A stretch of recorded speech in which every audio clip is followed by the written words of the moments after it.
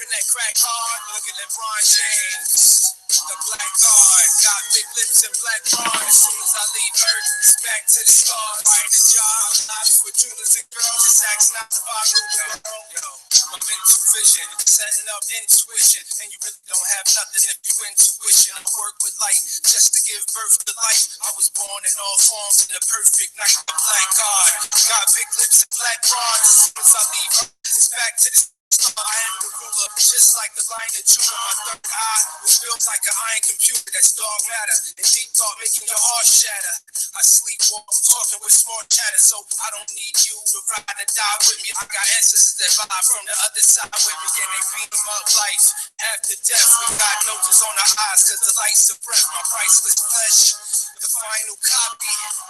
Looks like Anunnaki, black card. Got big lips and black bra in the project. Trish is whipping that black hard. I'm the same. My skills is whipping that crack hard. Look at LeBron James. The black card. Got big lips and black bars. As soon as I leave Earth, it's back to the stars. Find a job, lives with jewelers and girls. It's acts not to follow the world. Yo, the black card. Got big lips and black bras in the project. Trish is whipping that black hard. My rhymes the same. My skills is whipping that crack hard. Look at LeBron James, that nigga's a black heart. And you wonder why we spit lead. Just the whole raps, niggas got big heads like Olmex. Way that I'm writing is more than vain. This is the age of enlightenment. We the Moors in Spain. Now that your honor, I pray to a black vagina. Even the Pope prayed to the black Madonna. In the sun, I shine as bright as I be. I'm the greatest of all time, like Muhammad Ali. And when I die, baptized in the fire. Only fly at night, black skies are higher. Prior to job, my lives with jewelers and girls. Stacks, knives, fire the world, rubies and pearls. Black card, got big lips and black bra in the projects. Chris is whipping that black hard. I'm insane. My skills is whipping that crack hard. Look at LeBron James. The black card, got big lips and black bra. As soon as I leave Earth, it's back to the stars. Find a job with jewelers and girls. It's acts not to follow the world. Yo, the black card, infinite to infinite stars. It's infinite like my life's got an infinite charge. The instruments that implement give strength in your heart. The temple within the imprint to make the art into the dark. Drag and spark the fathom from a higher consciousness. I talk with atoms. I live in the land and I live in the stars. Original man, I am the image of God. Call me Tut Amen. I cut diamonds, so as long as I live, nothing can stop shining. You gon' need to be in the bins to drive me crazy. Live on CNN, hearing cries from Haiti. You know the people down there trying to hide them babies. The black guards, surrounded in light, attract stars. Black guards, surrounded in light, attract stars. The black guards, surrounded in light, attract stars. I told you, all of my critics, I told you all that I was ready for all time.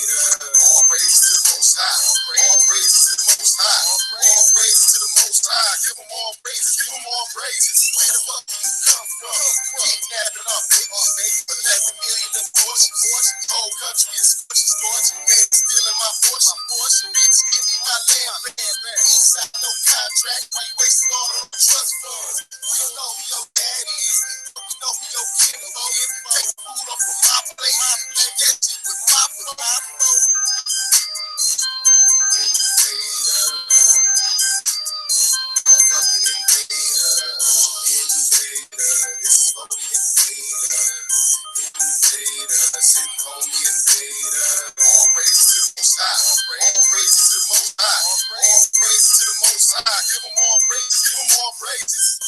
Invader, this is for the invader. Invader, sitting on the invader. All praises to the Most High. All praises to the Most High. All praises to the Most High. Give them all praises. Give them all praises. Hey, hey, hey, hey, hey. All praises to the Most High. All praises to the Most High. All praises to the Most High. Give them all praises. Give them all praises. Invader, this is for the invader. Invader, sitting on the invader. Invader, this is for the invader. Invader, sitting on the invader. Invader, this is for the invader. Invader, sitting on the invader. All praises to the Most High. All praises to the Most High. All praises to the Most High. Give them all praises. Give them all praises.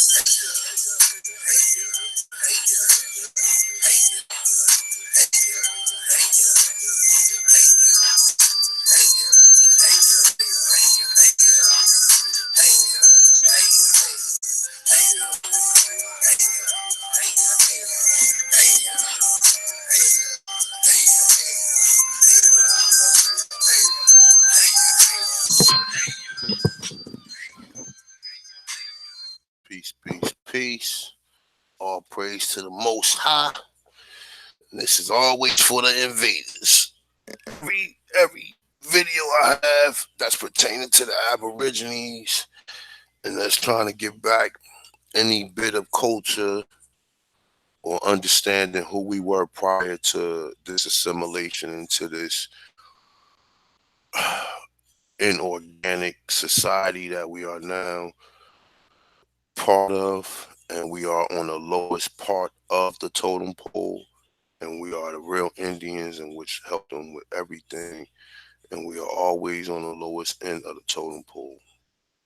Niggas who get the trinkets, who sell your people out, they always on the higher end of it, and they give you false hope of, well, we're gonna do this, and it's always been the same false hope, was it is like city elections. They always give you the false hope. You know what I'm saying? Like Nas said, the government leaders are puppets. Always talk about the city budgets. You know what I'm saying? And when we talk about this motherfucking reparation, they talking about the budgets. But they give out all this money. They listen. I know these motherfuckers listening to me, but listen.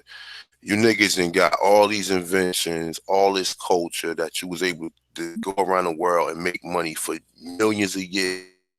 You know what I'm saying? The right thing should be done. You know what I'm saying? If obviously the right thing should always be done dealing with reparations. I was actually listening to Yvette Carnell last night, and I seen like she was like she's really starting to see that it's a little bit more than what she expected. Like most of us on this end, we know that most of these people is real devils, man. Like I mean, the real incarnation of, you know what I'm saying? And you know, the same devilish shit that they taught you how to do to one another, the same devilish shit that's being told to people. You know what I'm saying? And like, you know, even when we listen to rap, like what I just had on, you know what I'm saying?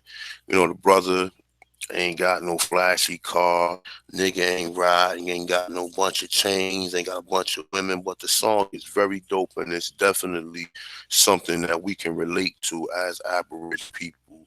And I definitely, like I said, I left a post, a comment on his video, like, yo man, like I left my email and everything. You know what I'm saying? You know, so hopefully brother be in contact with me. But for the most part, like I said, as far as redress of grievances, you know what I'm saying, we should already have that at this point in time, but we can't get it because the people they put in front of you are deviators. They're people who do you, and it's obvious, man. It's obvious. It's obvious, man.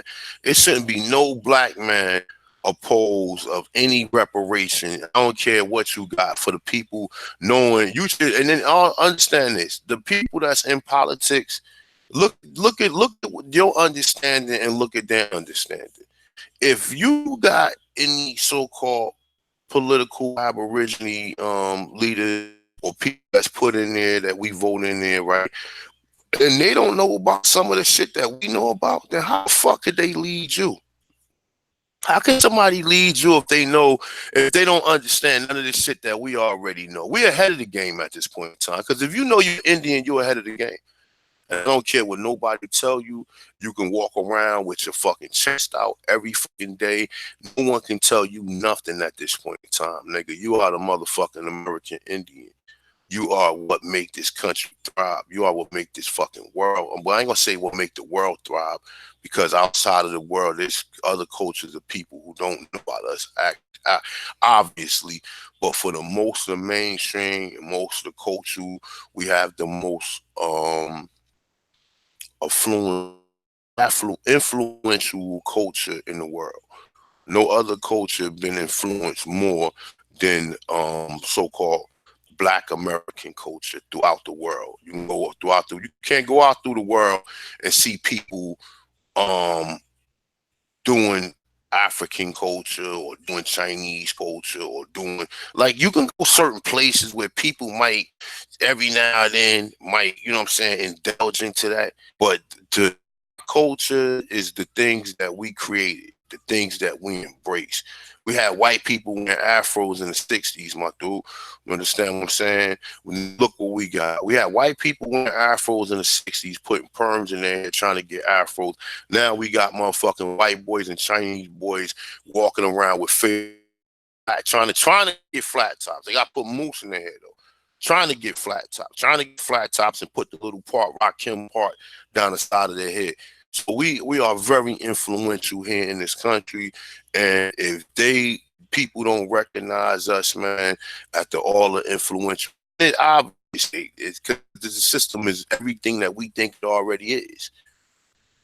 Sodom and Gomorrah, Babylon, whatever you want to call it, you know what I'm saying? You already see what type of situation it is. And that leads me, before I get into it, because I gotta this gonna be a heavyweight jam. I'm gonna be rocking out on this one. Because we need to get an understanding of these mounds. All of these mounds, and all these stories I'm reading about these mounds, they found bodies in there. So why these bodies are why they not testing the bodies with the Native? They saying the Native American ain't responsible for them, but the other anthropologists saying, well, the people who was first hit resemble Africans, Australian, South Pacific Islanders. We got images of these people in the 1700s, but they classified as colored. So, like, after I do this video right here, man, we talking about see, and let me tell you something else too, right? What I'm noticing, right? The reason why all of the skeletons that's in America, why you can't get no anthropologist or no cranial specialist to recreate or do the recreations of them, because once that they found here in America, the Indians, the fake Native Americans, they go and claim the shit because they don't want us to claim it. Or they don't want it to hit mainstream, because so people start questioning it. So they will go claim it and cover it up, and you won't hear nothing about it until 20 fucking years later on, when you're reading in an article in the New York Times. And you don't even understand. You're like, this is a good article. You don't even understand that's your ancestor that they put in there. So we're going to get into this, man. Yeah, we're going to definitely get into this. You know what I'm saying? They found all types of things in these mounds, man. For the most part, they was burial. You know what I'm saying? A lot of the so-called, some of them was religious. You know, Thomas Jefferson said he seen the Negroes going up. I couldn't even find that. I had that article pulled up like a couple weeks ago, and I was trying to find it again. I just could not find it though. But he was saying the Negroes used to go to the mounds and mourn, man. And then, you know, we had brother James Small saying that his ancestors and them built the mounds of South Carolina. You know what I'm saying? He know. That greasy nigga know, man. He know we not Africans. Not a reasonable doubt. But they embrace that African culture because they like, oh well, I can go there and it's a group of black people there who look like me, where I can get away from the white man. So that's why a lot of black people embrace African culture, but they don't know it's culture right here in America where you could do that all throughout the Americas. If anything, why should we go over there and honor that culture when you got the descendants and ancestors of people who you assume that came from over there with you in all parts of the Americas, whether it's Brazil, South America, Central America? Why you not going around visiting them people? Why you not going around trying to visit them? Because we don't have no connection with them. We don't think these people are us. You understand what I'm saying? We go, oh, we gonna go to the motherland or whatever though. But like I said, like I told you, if ain't no motherfucking ain't no West Africans building no damn mounds. Number one, ain't no West Africans got no damn breastplates. Ain't no they ain't find none of that shit over there. So we look into the wrong fucking area for where we supposed to be at. Okay, and like I said, compare real talking and quote my motherfucking words. Any of you Pan Africans or any of you so-called African scholars that who listen to this, or if you ever listen to any of my motherfucking videos, understand this: West Africa has an inferior technology. I mean, or if their West Africa is inferior compared to the shit that they found in America. Okay, it's inferior. They ain't find none of that shit that they found over here. You know what I'm saying? So we look into the wrong. Ain't no West Africans teach us shit. Cause how they gonna teach you how to do something that they ain't done? You have to be able to did it, and you know what I'm saying. And you have to subdue it for you to be able to come and teach somebody the culture. So then they assume, oh well, the Egyptians. Well, the Egyptians had to be the only ones that did it. Well, hold up, the pyramids in America sedates the Egyptian pyramids, so that means that they had to be building them here first. So this is common sense. My goal is not to just teach you about grandma. And I ain't trying to, you know what I'm saying? I ain't like definitely not trying to throw no shots to any of the brothers and sisters that do. You know what I'm saying? My goal is to tell you with the other evidence that we do got that we been here, man. You know what I'm saying? Not just the fact that we been here before slavery and we was enslaved and created prisoners of war. Some of us sold out. Some of us paid our taxes and shit, which we assimilated into the society or whatever. Some of us did that. Some of us fought and we was captured and we was fucking whipped and all that shit you see. The hostile Indians, that's who got that. The ones that went along and get along like they do now, like the Al Sharptons, they get to ride around in the motherfucking Benz, and got their own slaves, and because it wasn't what we thought it was, it became later on after the Civil War, and you dealing with these secret societies that created this white superiority that went around from here throughout the whole European fucking country. You know what I'm saying, of superiority and class and all this other shit that they try to teach you. Fucking folded up cloths in your lap and two knives, and they didn't even know about to eat with silverware. They wasn't even, to say the truth, they wasn't even burying shit. So whether or not it's our culture from the Americas or it's just melanated culture throughout the world, we have a culture in which we taught people. Like I said, when it come here to the Americas, they have buildings here, man. I got images of buildings here in America. Where the fuck did these buildings go? Where do all these buildings go? I'm talking about structures, like real live structures, man. I'm starting to think that some of these fucking buildings that you see downtown, or you see some of these buildings that I'm starting to think that you see in some of these historical places, been there for a long motherfucking time, bro. I'm telling you, they've been there for a long time. So with no further ado, let's get to this. And one more thing, I just wanted to touch on because I see a lot of people what's trending now is the Cardi B and Tasha K thing. I don't know if anybody even pay attention to that, but I was subscribed to Tasha K like probably like 3 or 4 years ago or whatever. And I see every now and then shit come up on the file. I think she's being sued, but you gotta understand something, man. Like A lot of people, and I'm not taking up for Cardi B neither. I'm definitely not taking up for B. Tasha K is an Aborigine, but you have to understand something. When whoever gave her talent, or whoever propped her up there, she took the fame, but it was something that came to her. And if this is an individual who's running around here stripping and shit, and she have an opportunity to be a rapper or a lyricist, anybody gonna take it. So like we look at a lot of people who come here. See, in New York, real quick, I'm gonna just build on this for about a minute, right? See, if you live down south, or if you live in a heavy segregated Black American community, or either white and Black American, you see the influx of maybe some Asians, or maybe some Arabs coming. You don't know what these Hispanics is like, or these Latinos in the East Coast. See, I live in New Jersey, so I see the Puerto Ricans, I see the Dominicans. Well, it was just really Puerto Ricans and not Dominicans. And you know what I'm saying? Now I'm starting to see more Mexicans than I've ever seen in my motherfucking life, my dude.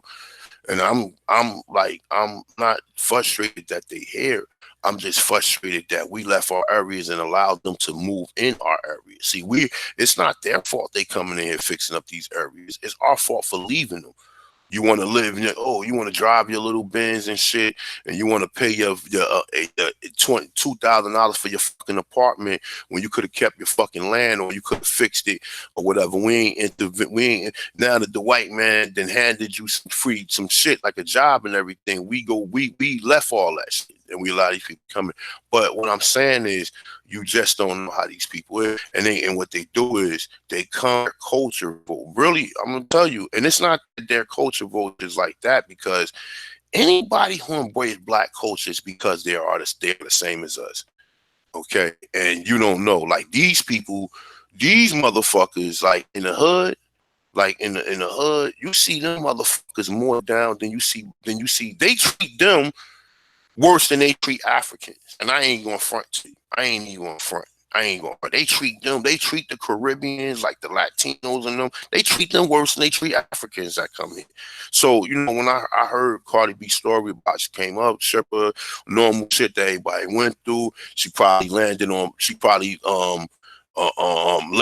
Plymouth Rock and shit, you know what I'm saying? People sign paperwork to come here or whatever, and they land and move in these communities after our people then been um introduced to crack cocaine and live like a straight savage life, man. You've been like savage, like even some rehabilitated addicts still got how you say that dysfunctional dysfunctionality characters in them or whatever, which you're always going to have dysfunctional characters in you, whether you have substance abuse problems or not. But a lot of people move in these neighborhoods, and I watch this shit. I watch Dominicans move in Black neighborhoods, and these motherfuckers act just like niggas, and they try to act just like niggas, because and you know what I'm saying. And the same thing I see everybody else though, but nonetheless though, she's still a lady or whatever though. But I think when they get in court, I don't think she gonna sue. I think she just doing that shit. She probably just want an apology, or probably just want something, because he ain't got nothing to gain from suing her. You know what I'm saying? I think if they go in there, like, you know what I'm saying, like, they may start talking, they might become friends. You never know. That's how shit be ending up these days. They might become friends. You never know. She might go through this little court situation. They might become friends. This ain't got nothing to do with no Abba, but I just wanted to touch on that, because a lot of people are like, oh man, Cardi B hate Black people, and I don't know. But if she had to be in the Bronx around all them niggas in the Bronx, obviously I don't think that's the case. I think that a lot of these people just come here and they overstep their boundary, because we don't set boundaries for them. We let them do everything because we assume that they Black, and then when they show you that they not Black, or they show you that they embrace our culture, some of us, oh man, oh, she not Black. But like I said, man, you take a visit to the Bronx, and you want to see niggas, you want to see Puerto Ricans and Dominicans walking around with fucking fadeaways and Jordans, and just looking just like a motherfucking nigga. And you might get fooled if you go uptown in New York if you go uptown in New York and you will be fooled. You will walk up on a motherfucking Dominican that you might think is a motherfucking black American. I promise you. I guarantee you. I promise you, because you're coming from an environment, especially if you're coming from the South, because you're used to seeing light-skinned black people. So when you come up here and you see like fucking Dominican, you're gonna be coach. It's a fucking culture shock. But nonetheless, that's a whole nother thing. Let's get with the bill, man. Just wanted to just touch on that. Sorry for ranting. All right, so let's get with this. All right, if I have any technical issues, just bear with me.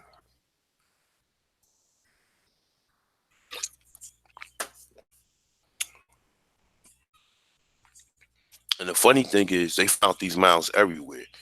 They just found them in Virginia. They found them in Virginia, Brazil, Caribbeans, everywhere. You know what I'm saying? And they got saying that they ain't built them, and they know who built them. They know we are the ancestors of the people. You know what I'm saying? But like I said, this is just another. This is another class on our identity and what was we doing, because remember, the Europeans was not burying their dead. That's the reason why they was getting all them diseases. All them diseases are factors to biomatters that they was getting as a result to them not burying their dead, them eating dead flesh, them having sex with things that's not authorized according to their DNA structure, you know what I'm saying, and so forth and so forth. So peace to everybody in the chat room. Peace to everybody, man. Peace to everybody. So let me see. I got a bunch of shit pulled up. Let me see. I don't know where I want to start from. I'm gonna start right here with Thomas Jefferson. All right, let's go ahead. Let's go ahead first.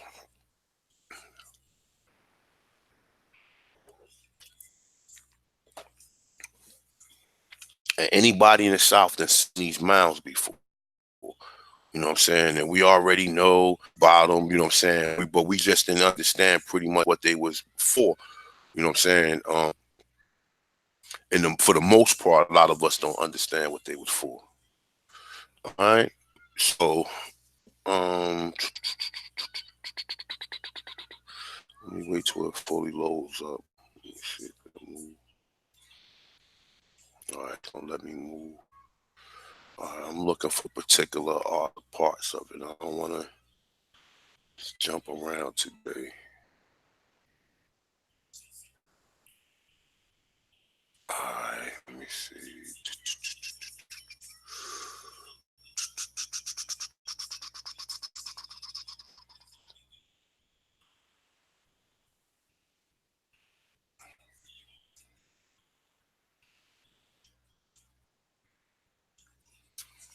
All right, here we go.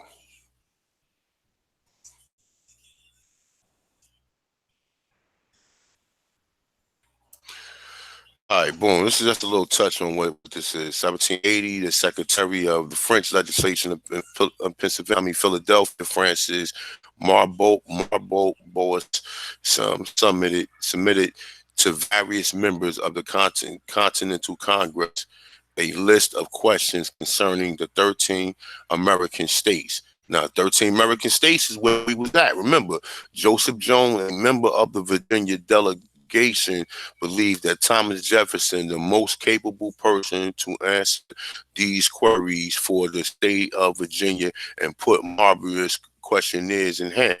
The questions composed by Jefferson to 23 queries made up to his notes of the state of Virginia, which has been called the most important scientific and political book written by an American before 1785. Now remember, that's the shit you want to really get. You want to get the stuff before they was fucking with a lot of different races, because like I said, and another thing, remember, color is the key to everything, my dude. Color is the key to, if you want to go and you want to try to get that bag, being a colored person is the key to getting that bag, because they cannot prove that you're not an Indian. They already classified the Indians as colored and said that millions of them has been fucking they disconnected Indians. You know what I'm saying? So So among the query states submitted by Marbius was one asking the description of the Indians in the states. Jefferson had an interesting Indian population in native Virginia, and his response inquiries constitute an impressive description of American Indian tribe. Their number, history, and geographical location, as well as language, as part of response. Jefferson's described in detail his exploration and an Indian mound in the neighborhood of Monticello. He stated that it was situated on low ground and a ravine about 2 miles above the principal fault and opposite to soils on which had been an Indian town. Now look, Indian town, all right? Now look, Johnson and others were aware of, call them barrels, right? It's saying he called them in the area. It's saying the particular mounds or barrels was known locally as the Indian Jefferson excavation. No, I'm sorry. Jefferson excavated the barrel in order to no, in order to assert assertion which several views of the Indian burials customs was corrected, that they was reposited of the day. It said has been obvious to all, saying, but on what particular occasion constructed, what matters of doubt. Some have thought that they covered bones of those who fallen in battle on the spots of the interment. It says some ascribe them to customs said to prevail among the Indians of collections at certain periods of bones of all their dead. It's saying whatsoever disposed at the time of the death, others again suppose the general something for the time. I don't even know what that word is. Oh, here we go. Let's look it up then. I gotta look that up. Give me a second. I don't never ran across that word before. Let me look it up.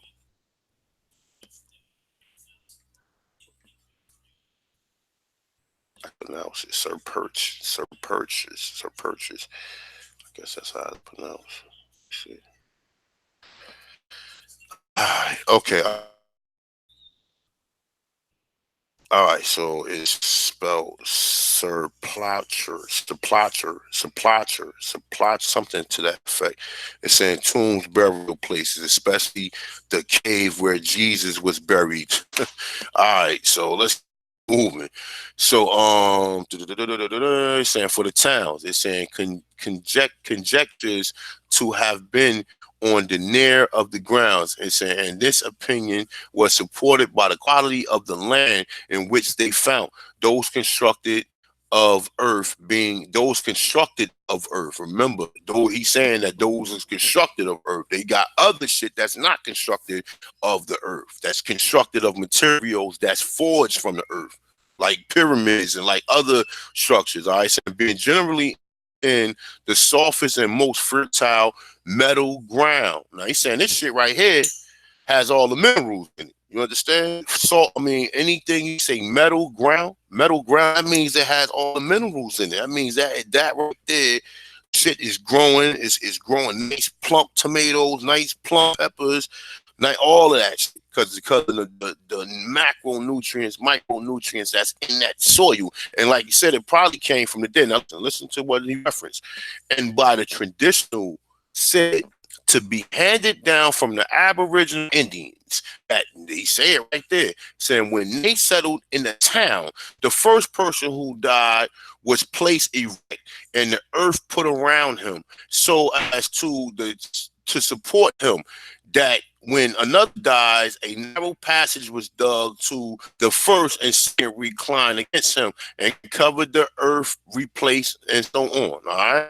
So, I mean, like I said, this is just giving you a little explanation. I want to show you how many people they found in it, though. But check this out. We're going to get into it because we got some other stuff. We're going to talk about the Brazilian ones. We're also going to talk about some giants that they found in the North American, whatever. So understand this, right? Do your research. Is they finding any giants in Africa? Because we assume that a lot of these places where in the Bible, all of them Bible stories, I believe, was here in America, yo.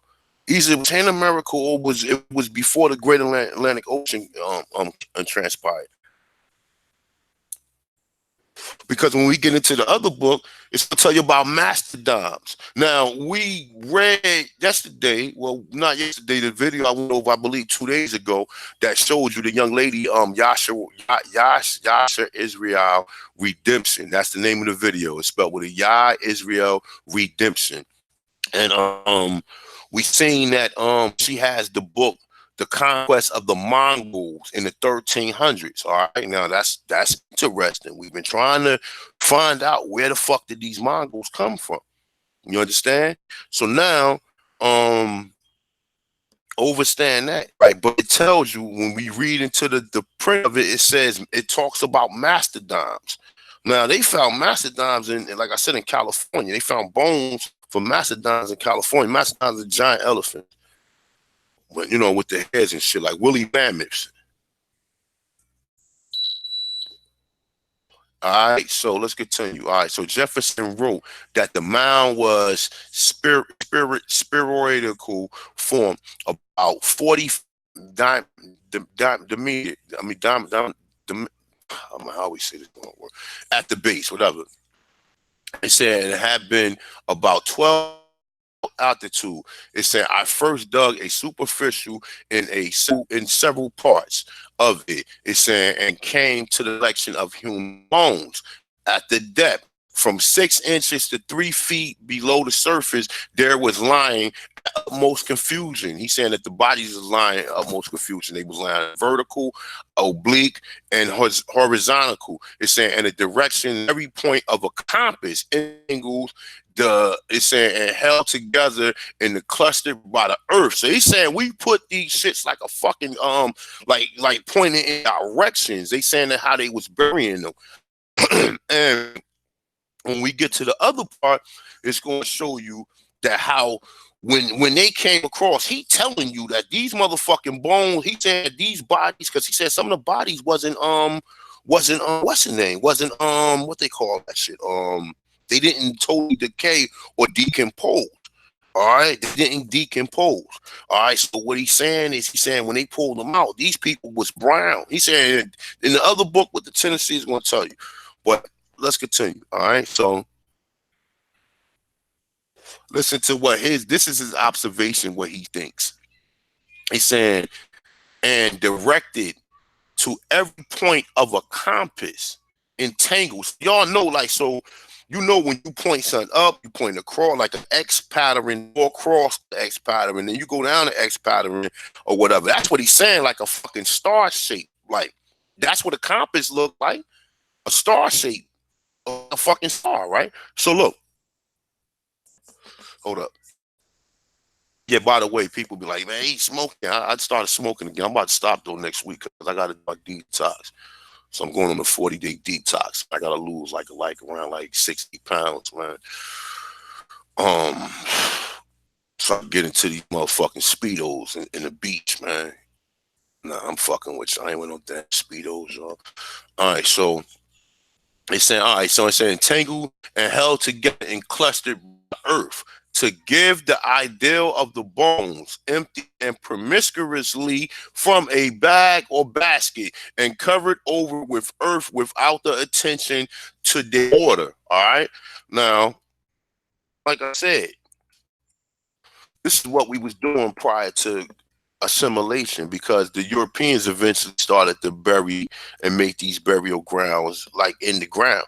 But we was burying mounds and putting bodies in it. But there's other reasons why we had mounds too. So let me continue. All right. So look, Jefferson proceeded to make a perpendicular cut to the body of the barrel that I might examine the internal structure. This passed through 3 feet from it, was open to the former surface of the earth, and was wide enough for a man to walk through and examine its sides.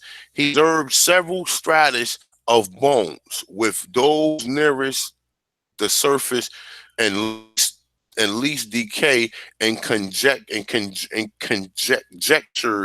that in this barrel might have been 1,000 of skeletons. He said in this barrel might have been 1,000 of skeletons. He said there is no evidence of violence to the bones, such as holes from bullets or arrows, or later findings argued against the view that remained in mounds were warriors killed in battle, and did not, nor did Jefferson find that the bodies have been placed upright as others as speculated based on the Indians' lore. All right, so to be a little bit understand, read a little bit more of it. So saying Jefferson had it that about 20 years, because they call Thomas Jefferson the father of archaeology. All right, because he first one to make an excavation according to what they say. You know what I'm saying? I mean, I'm sure in the process of them digging and finding for gold and digging through mines and everything, they had to run across other skeletons. But look, he's saying they found 1,000 skeletons, and this is back in the 1700s. Okay, this is in the 1700s, my dude. Understand that. So where did all them bones go? Where they at? Where they at? Who hiding all them bones? Where did they go? Where they go? Why haven't these bones tested? 1,000 in one pound? You ain't gotta go. No, you ain't gotta go look for Louisiana. They got shit right here in these mounds. We gotta go to the Yucatan Peninsula, because like I told you, the reason why in North America is different, because here in North America, the so-called Native Americans take responsible for everything that they fucking find here, even our shit here in the Southeast. They ain't got nothing to do with the fucking Southeast, and they know that. That's why they always got a white representative, because the white representative is the representative of the Southeast Indian, because he is an assimilated and amalgamated form of the Southeast Indian. You understand? So that's how he give the Native Americans and Mongoloids jurisdiction to do the shit that we don't have jurisdiction of. When they look at you, now you're African, but now you know. The oldest bones over here resemble Africans, okay? The Southeast culture, you keep saying resemble West Indian culture. You keep saying that the Negroes classified as colored. I'm a colored man. So obviously I have to be ancestors of these people somewhere down the line. I have to have more ancestry markers of these people here than I would over there, because because the number of the people, amount of people they enslaved here. See, these are questions people don't ask. These are questions scholars don't ask. They just lump up all the slave, Spanish. They never separate them. They never take time to sit there and say, all right, well, the English, what was they doing? Or what was going on with them? Or they never break none of this stuff down. They always make speculations to what other people, historians, came to. Well, one day, you're going to hear about this historical references, and they're going to reference the Tans in this one. You understand what I'm saying? Or Ahanu. They're going to have to, because this shit right here is going to be put out there. You understand what I'm saying? I myself want to know, where's these bones from these mounds? Where they at? Where's the ones in Tennessee? Where's the ones they found in Virginia, South Carolina, North Carolina, Georgia? Where's these mounds at? The ones in fucking Louisiana, Mississippi. Where are these bodies that was found in these fucking mounds? He said 1,000 in this one, and he said that this one was only how tall did he say this was? He said it was 40 feet. He said it was 40 feet diameter. So he's saying the diameter is the around. He said it was 40 feet. All right. So look, check it out. Let's read through some more of this shit right here, right? So he added, all right, that visit, no, he said he added, about 30 years ago, he observed a party of Indians. Listen to this. Look, listen to this. He said Jefferson added, about 30 years ago, he observed a party of Indians visiting the barrel in the mounds. They went through the woods directly to it without any instructions or inquiry having strength. It's saying about it. It's saying about it sometime. It's saying with expressions we can trill them. No, we can trill to be those of sorrow. Now, all right, now listen. I'm sorry, my bad. Let me revise this. Remember, I was telling you that I could not find where he was saying that the Negroes, because now listen, I found it right here. They just revised it. Check it out. Listen, it's saying Jefferson added that about 30 years ago, he observed a party of Indians visiting the barrow. They went through the woods directly to it without any instructions or inquiries and having trends about it sometimes with expressions what construed to be those of sorrow. They returned to the high road which they had left about a dozen miles to pay this visit. Now they say a dozen miles. He said they walked a dozen miles to pay visit. It said and purchase their and pursue their journey. Time now remember that's what I was telling you. He's saying that the slaves used to go up there and express sorrow. You go find this in other documentation that he says that the motherfucking slaves used to go up to the mounds and express sorrow. All right, so now you know why the Native American, where these Indians at that was doing this? Where these Indians that was doing it? Oh, Professor James Small told you that his ancestors was doing that in South Carolina. Okay, where was the majority of the Indian slaves at? In South Carolina. Okay, so fuck what you heard. Fuck what you heard. Juneteenth was Indians. All of that shit in South Carolina was Indians. Nat Turner was an Indian. He wasn't no African American. He was a colored man who now they classify as a fucking African American.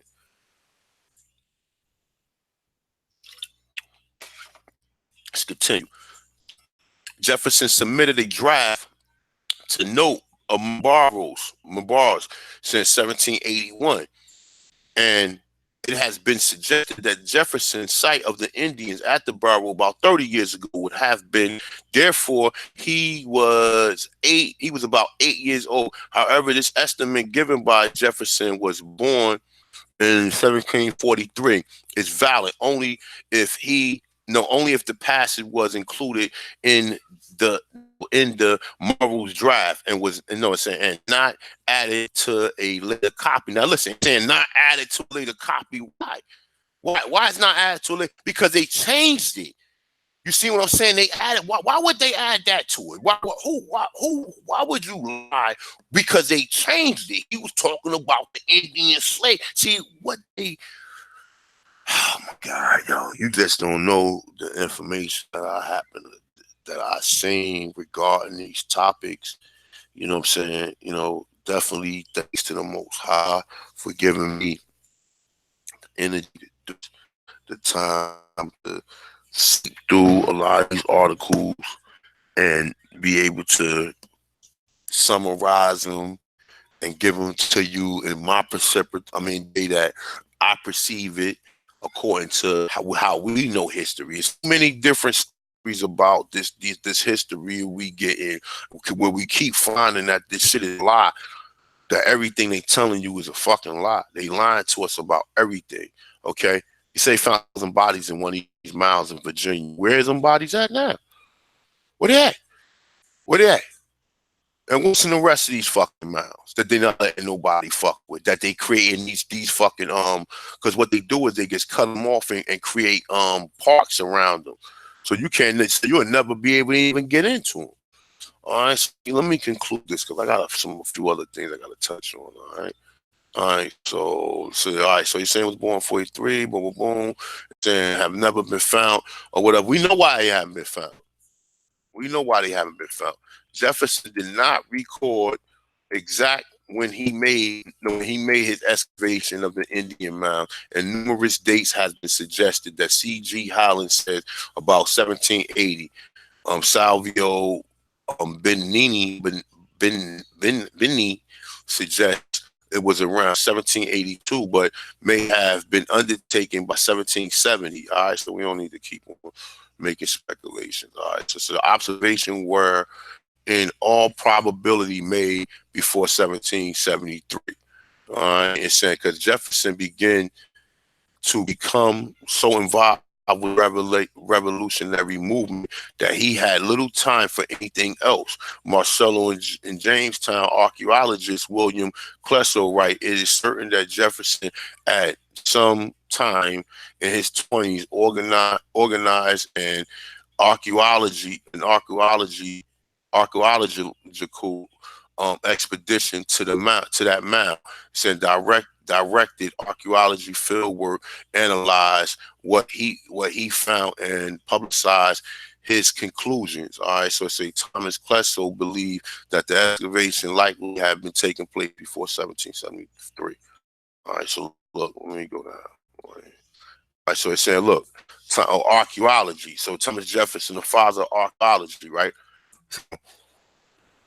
Hmm. Listen to this, right? It said archaeology sites have been identified 30 miles in the Piedmont Ridge and Valley regions of central Virginia, including that described by Jefferson. These burial mounds date to late prehistoric and early contact areas. It's an AD 900 AD to 1700. Various in size and composition, stone and conical. It's saying it may contain the bones of more than 1,000 individuals. Also, interestingly, these collective burial mounds typically is saying bare fits of artifacts. All right. So they're saying the site of Jefferson Mound is on the right bank of South Fork of the Rivanna River. Anybody know where that's at? Just north of Charlottesville, and have been explored just north of Charlottesville. Now, listen, understand this, right? All of these white supremacist towns are built on top of these mounds, my dude. You do not understand. You don't fucking understand this shit, bro. Remember we was reading the shit about in Tennessee how they was running across, how when they was buried, they was just throwing away human remains and shit like that. Do you understand? Do you understand? Them are religious and burial mounds. When you see remember poltergeist? When they was digging up that shit and they kept finding all them bodies and they said it was an Indian reservation. That was southeast. That wasn't nowhere in the motherfucking Midwest. That was here. That was in the southeast. And they were saying how these fucking the poltergeist and all this shit was coming from because they tampered with you know what I'm saying, a burial ground, which they had active spirits that were still inactive, and somehow the spirits crossed over. But that's a whole nother story, though. But that's just giving you an understanding, all right? So it's in north of Charlottesville and have been explored by archaeologists on several occasions, most recently by members of the anthropology department of University of Virginia. My daughter feeding the cat. Saying, however, saying as early as 1911, Bushnell explored the area and reported that the mounds had entirely disappeared. Most likely, they said, look, most likely washed away due to flooding in lowland where Jefferson found this. And on the other hand, scholars agree that the Indian town mentioned by Jefferson was a Mohegan, Monacan village. And I can't pronounce this word, but I'm gonna try to. Manasa Panak. Manasa Mana Mana Sa Ka Manasa Manasuku. No, I guess that's how this is right here. This word right here. Maybe you guys can pronounce it. Monasusupanough.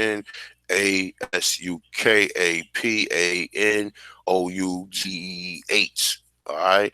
Mana su ka panuk. Mana su ka panu. Mana su ka hold on. Mana su ka panu. Manasukapanu. Manasukapanu. See? Just to understand it. Manasukapanu. Right? So it's saying probably accompany both banks of the South Fork at this point. Research site is still going on. All right. So we see, you know what I'm saying? Dealing with that alone right there is really complicated. Let me see something else, man. Let me see exactly what the fuck I have up here, man. Let me see something because I'm all over the place, y'all. All right, so this is I'm gonna just skip over real more than likely come back to something that dealing with Jefferson.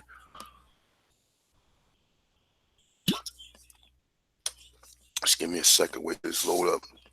Just try to give you as much information as I can, and that's what I always try to do. Dealing with a lot of these different videos, I try to give you as much information on anything that I come across, and I give it to you in different sources. I never come to you and present to you one article and tell you and believe. And I'm not a naive individual. You understand what I'm saying? I know flim flam, and I know I can look at somebody, I can look at something to tell if it's inaccurate with what we've been currently taught or whatever. And that's one of the gifts that I have. You know what I'm saying? So let me see something. All right, so this is another mound. So this is shell mounds in the southeast, midden monuments, temple mounds, rings, and it say or works. All right, so let me open this up a little bit because that's that font again. That Texas book. That's that book. What's the name? Font. All right, so make sure everything is good. Let me see what's up with you guys, man. Let me see. Am I boring you guys?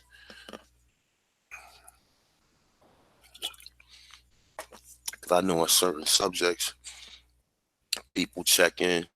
You know what I'm saying? But for the most part, all of this shit is dealing. Anything in the southeast is ours for the most part. From 90% of Black Americans in this country has their exceptions in the southeast. 90% of us, whether we in right here in North America, 90% of us that's here, been here during the time all this goofy shit was occurring. All right. Please hit the like button. It ain't gonna cost nothing to hit the like button. If you don't hit the like button, obviously you don't like the information and you probably shouldn't be here. You probably should be watching something you like. You know what I'm saying? Also, don't be scared to go to my t-shirt spring at copy for nice Aboriginal t-shirt. Like I said, I got some hats and shit coming. I got another website coming very soon. You know what I'm saying? But for the most part, go to my t-shirt spring, cop yourself something. You know what I'm saying? Support my documentary, Coach Freedom, hitting Coach America, through my Cash App or through my PayPal account. So we good. Let me see what you got. And continue.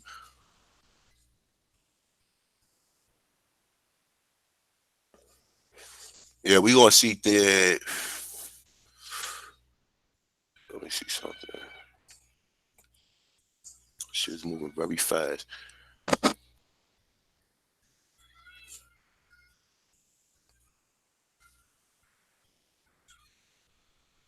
All right. So we good then. All right, so we good. So I'm gonna just touch on this article right here. What I got. Excuse me. Like I said, I am smoking. So this, if you hear me inhaling or doing something, I'm okay. I'm just smoking. All right. So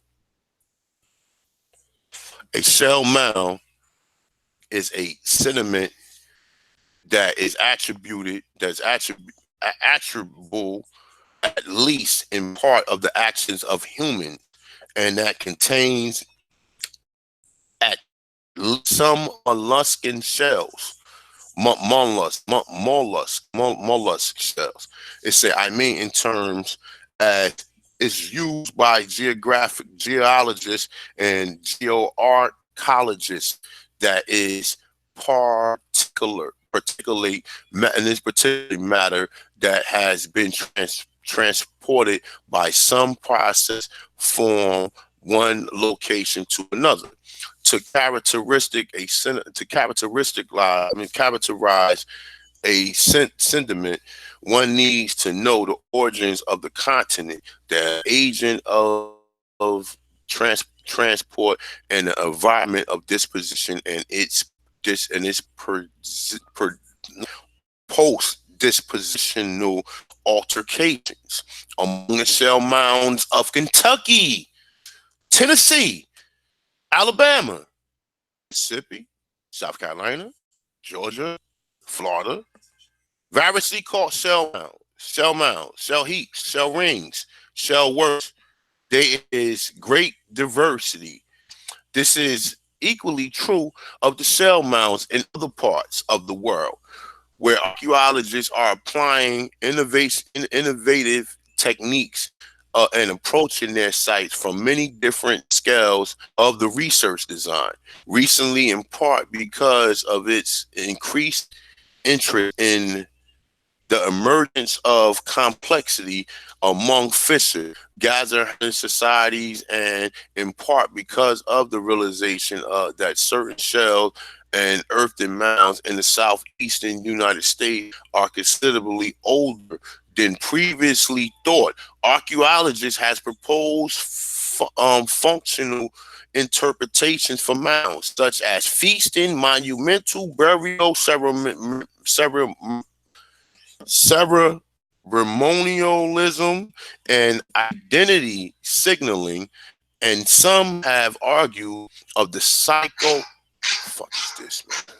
The psycho, no, I'm sorry, the socio political system would have had to be complex to plan and coordinate such a construction. Okay, large earthen mounds of the middle are courier and late courier, as well as many of bell rings. All right, so this is from Florida Museum of Natural History, and it tells you about the mounds. All right, we got some other articles. Let me see something. All right, just hold up. Before I go on to that one, let me see something. I'm gonna go into this one or another one.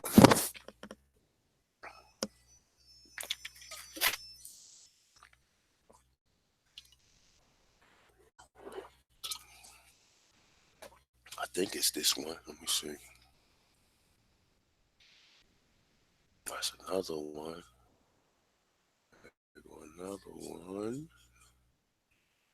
Yeah. Be a lot. I got a lot of shit up there. Boom, boom, boom, boom. What's this? What's this? All right, boom. I'm rock out with all these. Fuck it. We're gonna just try to just breeze through all this. Or if anything, I'll probably get to like right here, and I'll finish the next one, two, and one, two, three. And I gotta do something to William Burton too, because William Burton got some information on this as well. All right, so boom. This is a little essay I got. Talks about the shell mounds. Let me see.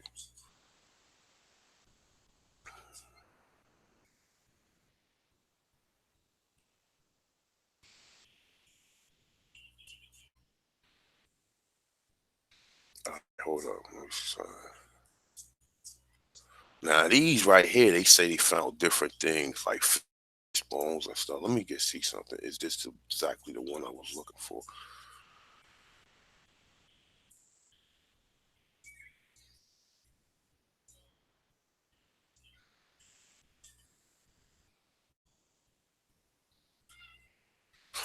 All right, bet. Let me read this shit right here, y'all. Bet. Let me read this. All right, I'll read through this right here, just this part right here, just to give you an example of what they found in some of these mounds. So let me make sure it's moving. All right, so say geoarchaeological studies in Brazil. Let me open it up something.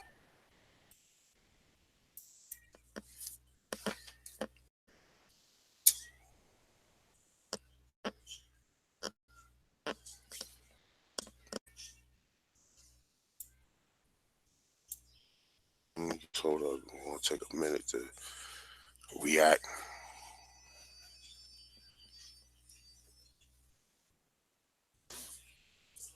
This computer is fucking super slow, man.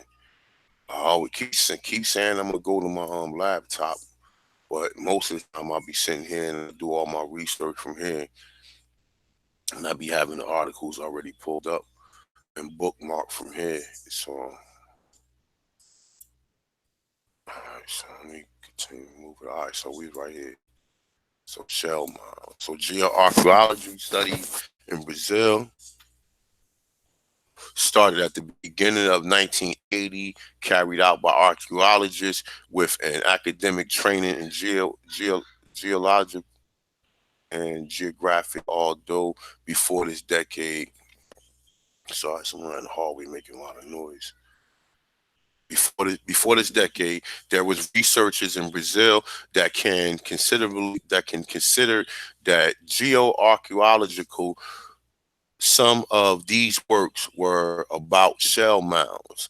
It's saying, all right, so with discussion about the origins of natural and anthropogenic anthropogenic anthropogenic of Brazilian shell mounds. All right. So it says water has an important role of an anthropology record and on the landscape of a geomorphological agent responsible for process of erosion, transportation, and dispossession of these settlements. Saying in the coastal areas, water has an important role in the change of the landscape, and it is necessary to identify these modifications through time to understand the spatial strategies used by these prehistoric groups. Brazilian coastline was extensively occupied by a prehistorical collector hunter gathering group, with these occupations being adapted to environmental change during the the quaternary, I can't pronounce that, quaternary in the dynamic landscape. In 1993, 958 shell mounds, okay, were recorded in Brazilian coast. They was built from 8,000 years. Not saying BP to 800 years. All right. I don't know what BP means. I don't know what the fuck that means.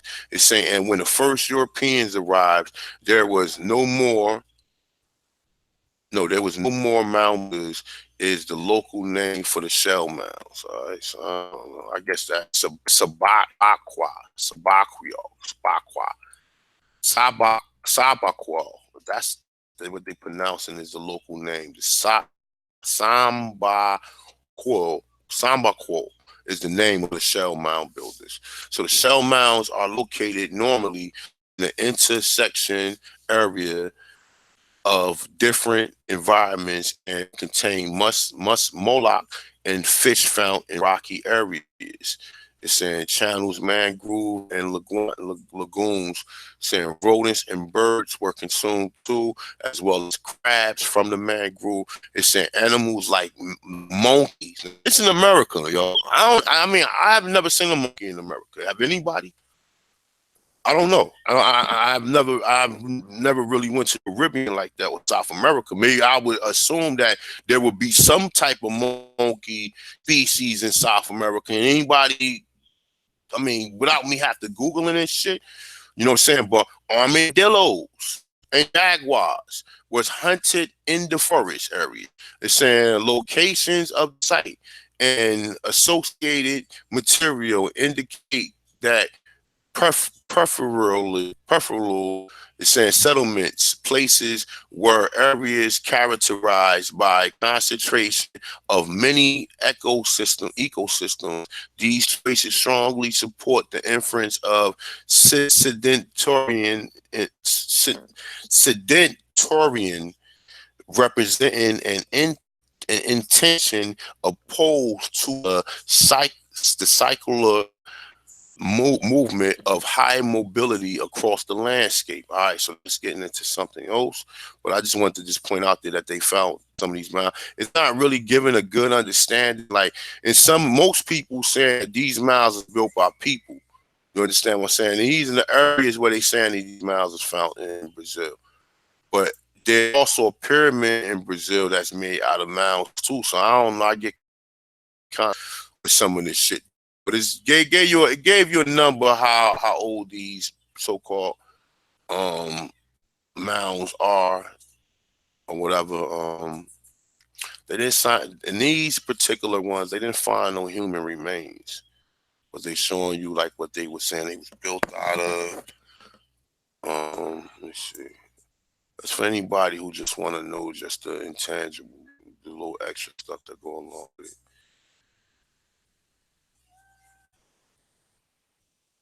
Yeah, it didn't show me. It didn't show me any evidence of humans being found in there. At least that one. The other one, I could not. I ain't really try to really dig up like that. But the other one, they found breastplates and shit that they said that the Israelites was wearing. So you know what I'm saying? Like the other mound. If you Google the pyramids, the shell mound pyramids in Brazil, find an article in which tells you pretty much what was going on. Hold on, let me see something. All right, so these right here. So maybe people might know about these different mounds. We know about the earthworks in Ohio, which I think some of these is gonna make reference to some of them. All right, so and these mounds built between CE 1200 and 1500 years were ceremonial, cultural, and administrative in nature, and at times was associated with the village and burial.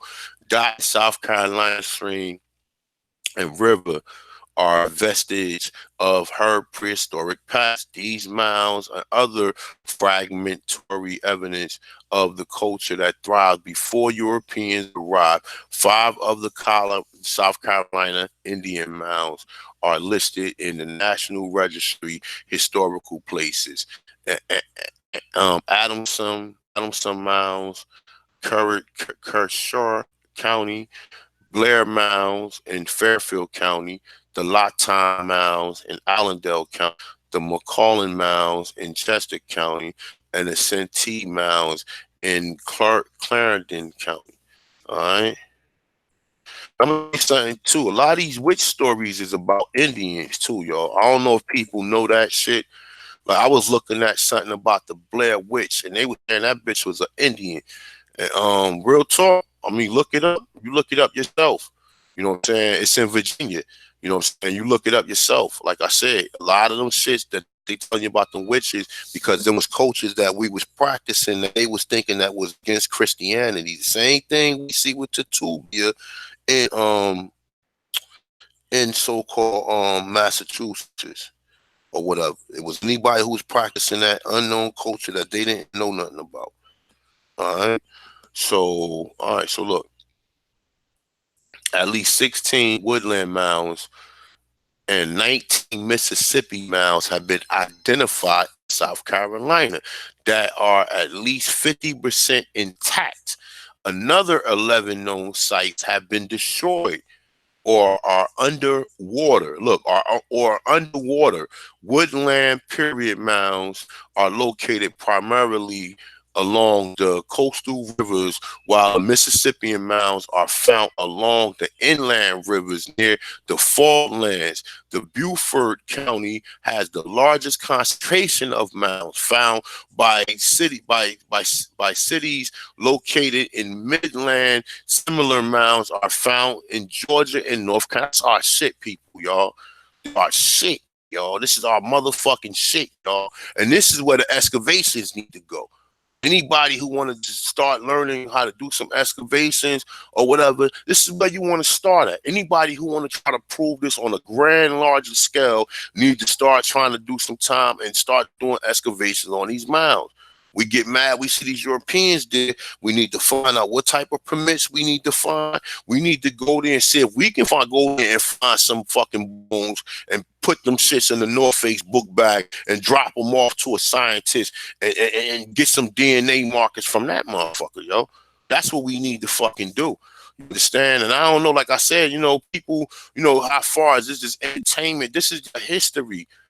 Motherfuckers got you over there talking about going back to Kenya and going, your body, your ancestor bones are buried all throughout these mounds, my dude. All throughout these mounds. Later on, we started having family cemeteries. But like I said, for the most part, these mounds are where people was burying the dead before these Europeans got here. All right. So it's saying in the late prehistoric period and early contact period, some South Carolina mound builders was part of a vast Mississippian chieftain, and South Appalachian is dealing with the motherfucking Cherokees. South Appalachian Mississippian ceramic indicates that the similar culture embraced South Carolina, Georgia, and the neighboring areas. These mounds was built between 1200 and 1500 years ago, where ceremonial, cultural, and administration in nature at times were associated with village and burial. Some of them were associated with the PD Lamar and Irene culture that flourished. Look, that's a PD Lamar. Lamar. I don't know, like there was a culture here called Lamar. I mean, I'm just saying, but they saying some of them was associated with PD, comma Lamar, or the Irene culture that flourished between CE 14 and 1700. You know, so Lamar and Irene culture, them was real live people names that. So, all right, so historical evidence suggests that as many as 150 mounds were present in South Carolina at the time of European contact. In 1540, Herman DeSanto encountered the mound dwellers of the, I cannot pronounce this, y'all, but let's try it. We just did the last one, let's try this one. So, Kofa Ta Hakwa. Kofa Tahakol on the Wari River. The account of his journey are important documentary sources for understanding the man. Hold up, let me write that nigga name down, dude. Let me say the accounts. Let me say the dwellers. Okay, well, you have to look up Herman DeSanto accounts, and now you have to look up. That's a whole nother thing. But it's saying the accounts of the journey are important documentary sources for understanding the mound dwellers. During the Revolutionary War, the British recognized the strategy of potential of the mounds. Forts Washington on the Santee Mound. Now it built Fort Washington on the graveyard or somebody grand ancestors burial site, which Patriot forces captured in 1780. Erosion and looting threatened the survival of the South Carolina Indian mounds. All right, so that's just some food for thought. We know that these aren't Indian mounds. Native American had nothing to do with them. They already tell you they had nothing to do with these mounds. So, you know what I'm saying? We know that for facts. We can prove that. They can tell you that because they wasn't in the fucking Southeast. These people that they showing you that you assume they was nowhere over, they wasn't in Virginia, South. They wouldn't fuck it. They wasn't in Canada. They wasn't in Massachusetts, New York, New Jersey, Delaware, Virginia, South Carolina, North Carolina, Georgia, Louisiana, Alabama, Florida. They wasn't nowhere around there. It was only in the West Plains, man, west of the Mississippi River. That's where they was at. So anything we looking at, most of this culture people run around here with the what's the name, the feather, no, hold up, not the feather crown, but the war bond, right? The war bond ain't nothing but a copy of the feather crown. That's all it is. When you look at the war bond and you look at the feather crown, it's made out of feathers, it's made out of tobacco leaf. If you look at the ones that Powhatans and some of the other ones, man, them was made out of different color leaves or whatever. They had a feather like the war bonnet was made. You know what I'm saying? Like I said, for the most part, we already know. Man, I don't know. I think I was having problems with this particular right here. Let me see. I'm gonna give it. I'm gonna reload it. Let me see if it comes up. But I'm gonna move on from there. I'm gonna go ahead. Got another one, another article.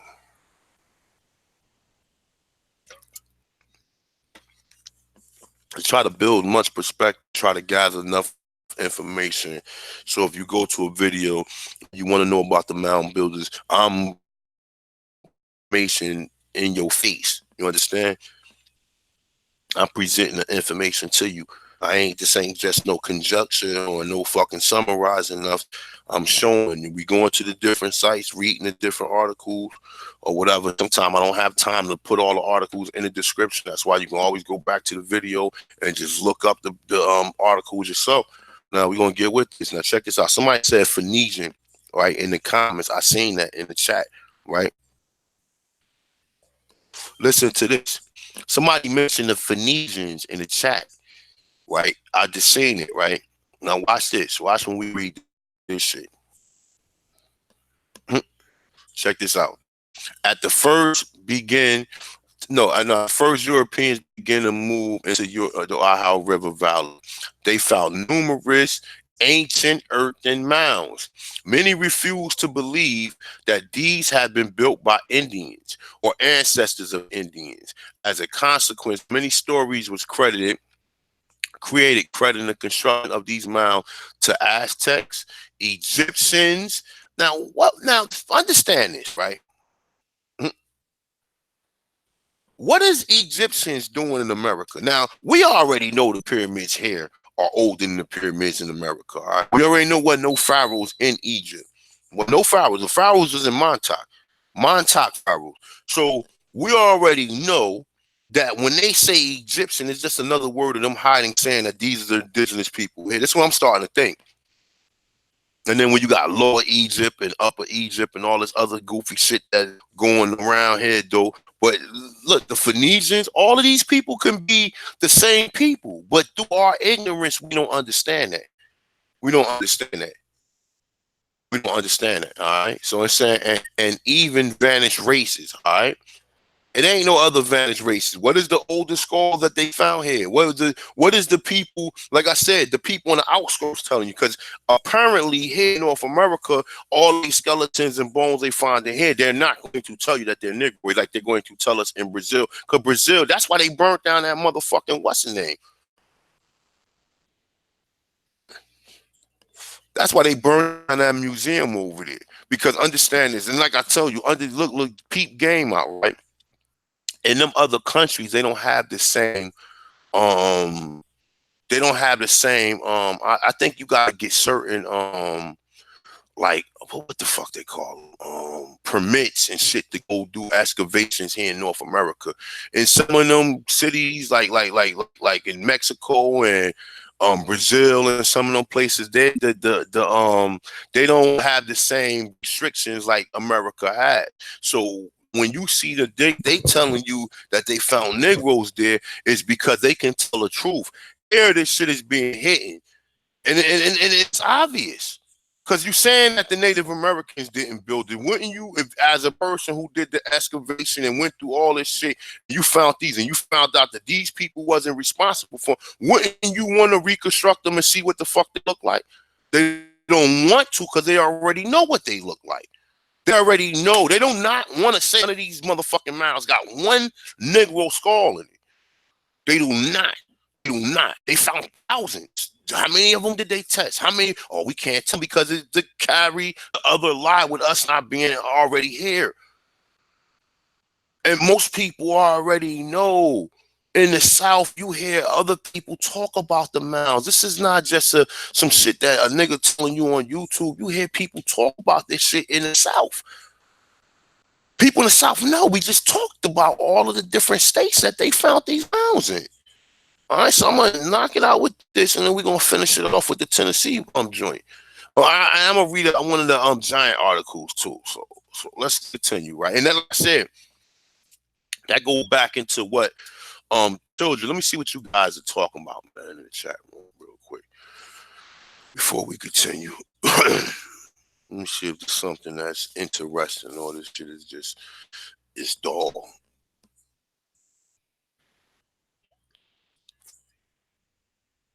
Because remember, this is your shit. You understand? You running over there, got pictures of the Pharaoh and shit shirts with that on or whatever. When the Pharaohs is over here, everything that they lying to you about everything. Why would the Egyptians be coming over here? Hmm? Oh, because the Egyptians helped them build the. No, no, no, no, no, no, no. We got historians saying that the pyramids here are older than them. So obviously that's a motherfucking lie. It's a fucking lie. It's a fucking lie. Anything that they tell you Egyptians are people who was here already. Ain't nobody come over here. The motherfuckers that they talk about came here, Mansa Musa on a boat or whatever. What the fuck could he bring us here? We already had parrots and fucking mangoes and pineapples and like, what the fuck could he bring us? What the fuck could Mansa Musa come? He probably was coming here freeloading. If that's the real story, or maybe he came from Britain. Maybe he came from Britain. Maybe he didn't come from no Africa. Where was he at in Africa? Because somebody who had money like him, you would see vast pyramids and architectural structures in the area where he's supposed to be from. Why don't we see none of this shit? If he had all this motherfucking money, why we don't see none of that shit? Oh, he came here and showed them how to build it. Get the fuck out of here, man. The lies continue. And then people continue to be part and victim of them because they don't understand the history. Yeah, man. Yeah, the Nazi, man. I did something on the Nazi. But like I said, the Nazi was originally in Mexico too. We don't even know that.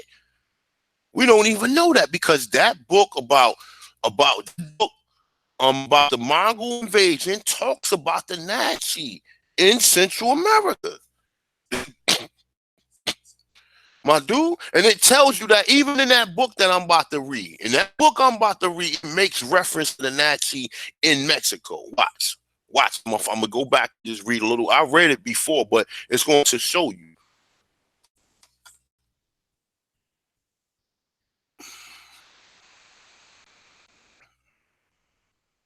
Listen, the mounds got your shit in it. You know, you niggas is fucking around. You understand what I'm saying? We looking for skeletons and wondering why they haven't found none here.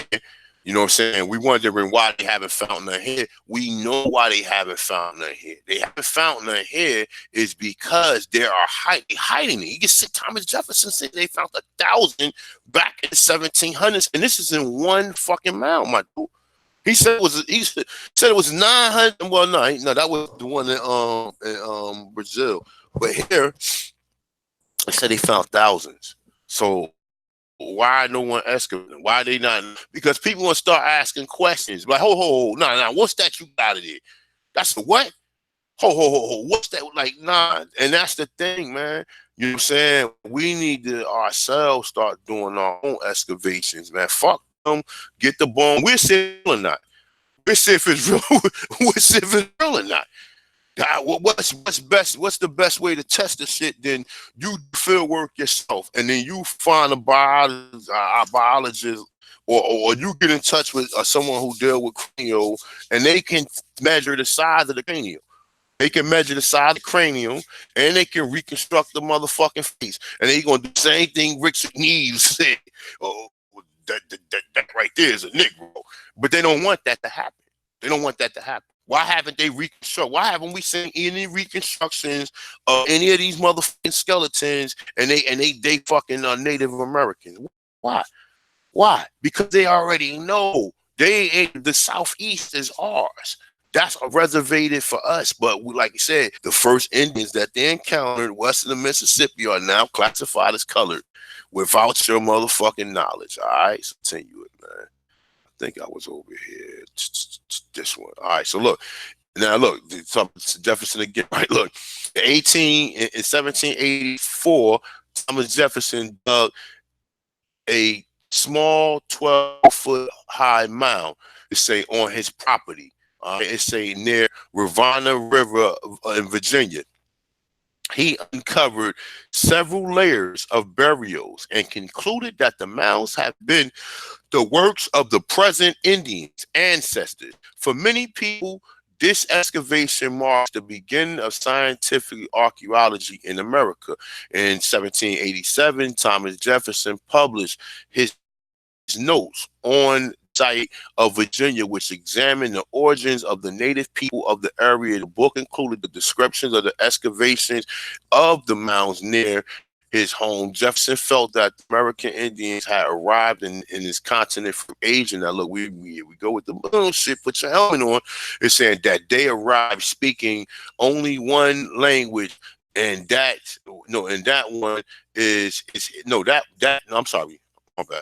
It's saying they arrived speaking only one language, and that once here is saying their language has divided into thousands different languages. No, you know what I mean? Know what I mean?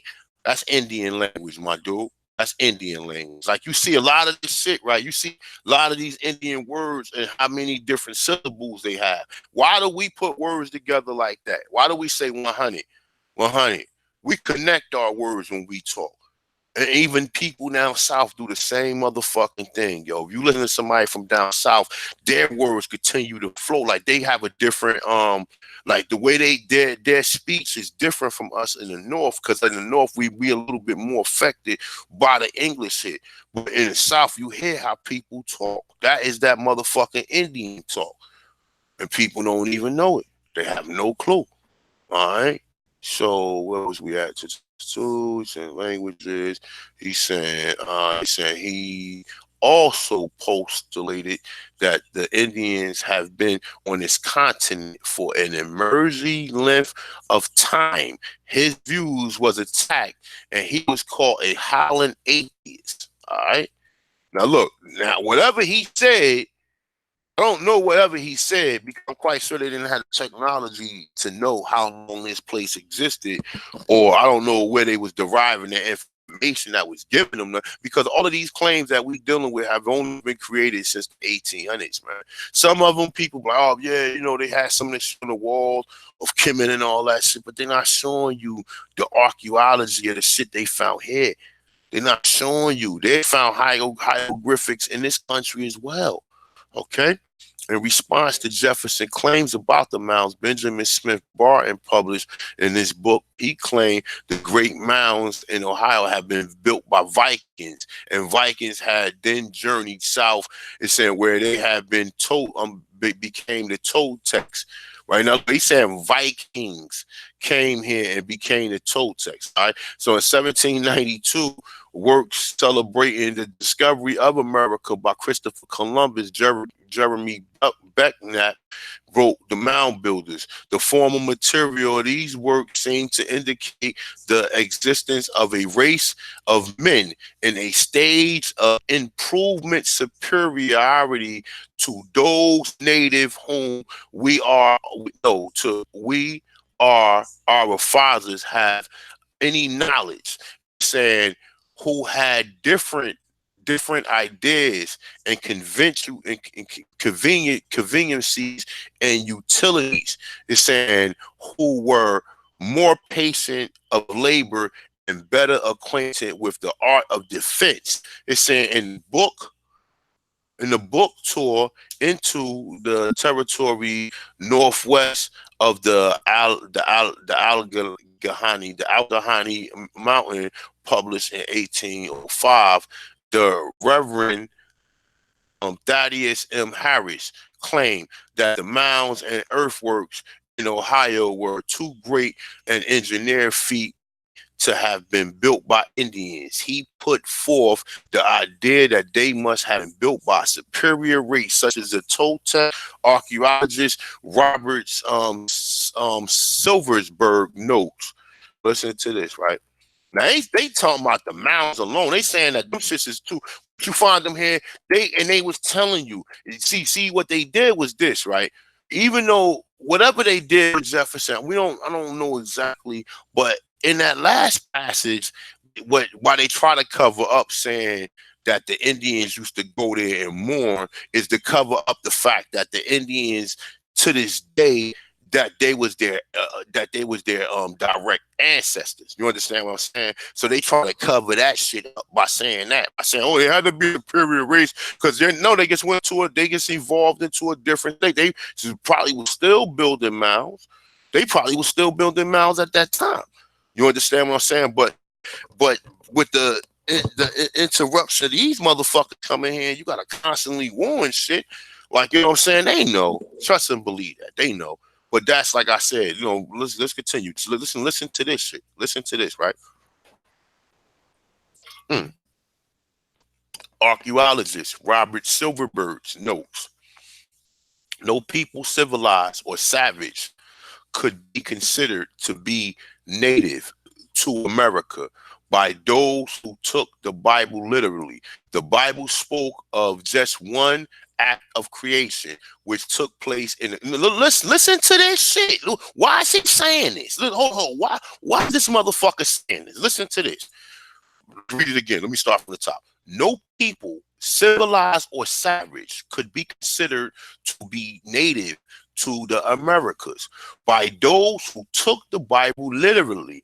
The Bible spoke of the act of, why is he mentioning the act of creation, which took place in the Garden of Eden? Eden was thought to be in Asia, and Asia must have been the homeland of the American red men, and it was all no, it's saying it was all of human beings. All right, now saying that because that these earthworks here was built, then they had to build them there. Therefore, that had to be the place of creation, which he telling you where the place of creation is at. Like I said, many people make hints to this, right? Why do we get so many people keep making hints to that the Americas might be the place where this shit all started from? Why? Why? Why? Why? They hiding all the shit in North America. That's what I come down to. They tell you all about Mexico, and they would tell you all about Brazil, and then people still challenging that shit, and they would tell you about other parts. But when they come to North America, they're not going to let none of these people find nobody here. And then these people tell you, oh yeah, man, these are Negroes. They're not going to allow that to happen because that's going to go all of the other stories that we got. Now you got these idiots. Oh, you ain't got no genetic finds or nothing, and they don't even believe that it's a fucking conspiracy. These niggas haven't done a bit of research to even come through the conceptual understanding that this shit is a big conspiracy. It is. It is at this point in time. For me reading this shit, it's a conspiracy like a movie. Worse than a movie because this is real live and this shit is dealing with millions of people and their lost identity and their historical relics that they never going to get a chance to even fucking understand because they so far fetched with loving hip hop and going to work and like I said, I'm not knocking nobody because we all employed. We all gotta be employed. Whether we employed for self, we all gotta muster energy to get these Federal Reserve notes so we can use them as coupons so we can buy the materialism items in which what we need. All right, let that marinate, okay? Because like he said, and that was actually, I don't know, it's a sister named Ashley W on YouTube. I don't know if you guys know her, real nice young lady. You know what I'm saying? She be talking real good about men. She got real good energy. She's a real good sister. I was actually on her channel yesterday. I called in. She was talking about where is racism? That was the name of the topic she was talking about. And towards the end, her other sister, but her particularly, she was like, "Yeah, in my where I'm from down south, we used to walk." We used to walk 12 miles to get corn. No, she said we used to walk like 2 miles to go get corn. She said we used to, that's Indian shit. I was on there telling her she was fucking, and like I said, she didn't dispute it. She said, I just need to do some more research. That's what she said. This is what she said. She didn't dispute it. And she didn't cut me off like making me sound like I was a fucking bumbling imbecile. Neither. She allowed me to carry on what I was saying or whatever. And when towards the end, she was like, yeah, our family owned a graveyard. I said, there's a fucking Indian. She don't even fucking know it. She don't even know it. She got all Indian choir. She, like I said, she check this out like she talk on mostly relative or not relative but relationship issues or whatever though. But now you're starting to see a lot of people who talk about that. He's starting to really see how racist this society has been towards us from the time that these people have got here. Okay, because think of it like this, right? They wouldn't treat nobody who was submissive like they treat us.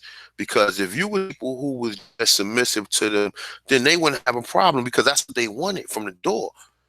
The only people that they would treat like they treat us are people who was hostile, people who didn't want to agree what they was doing. And this shit is carrying on to 2019.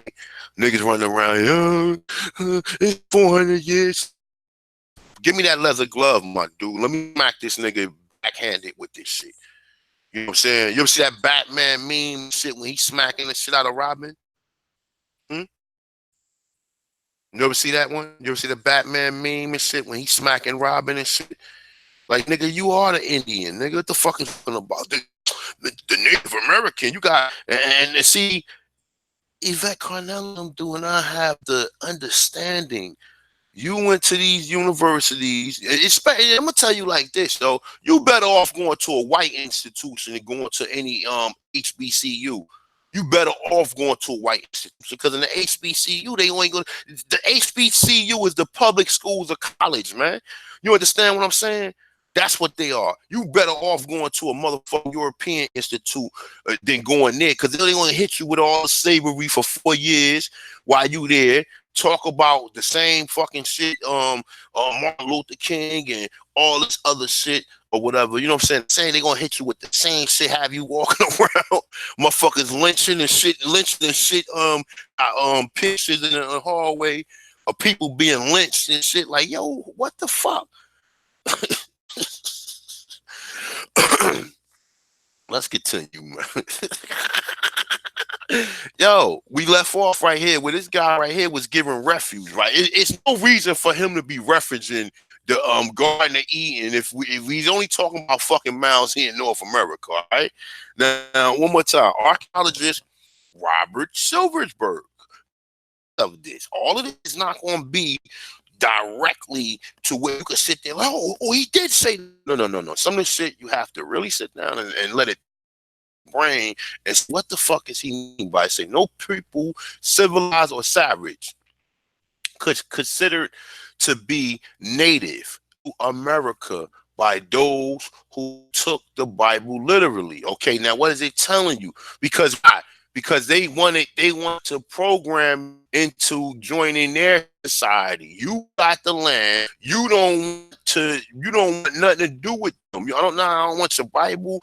I don't want none of the shit you hear. Just jump back on your ship and go back. They come back here and raid your village and kill you.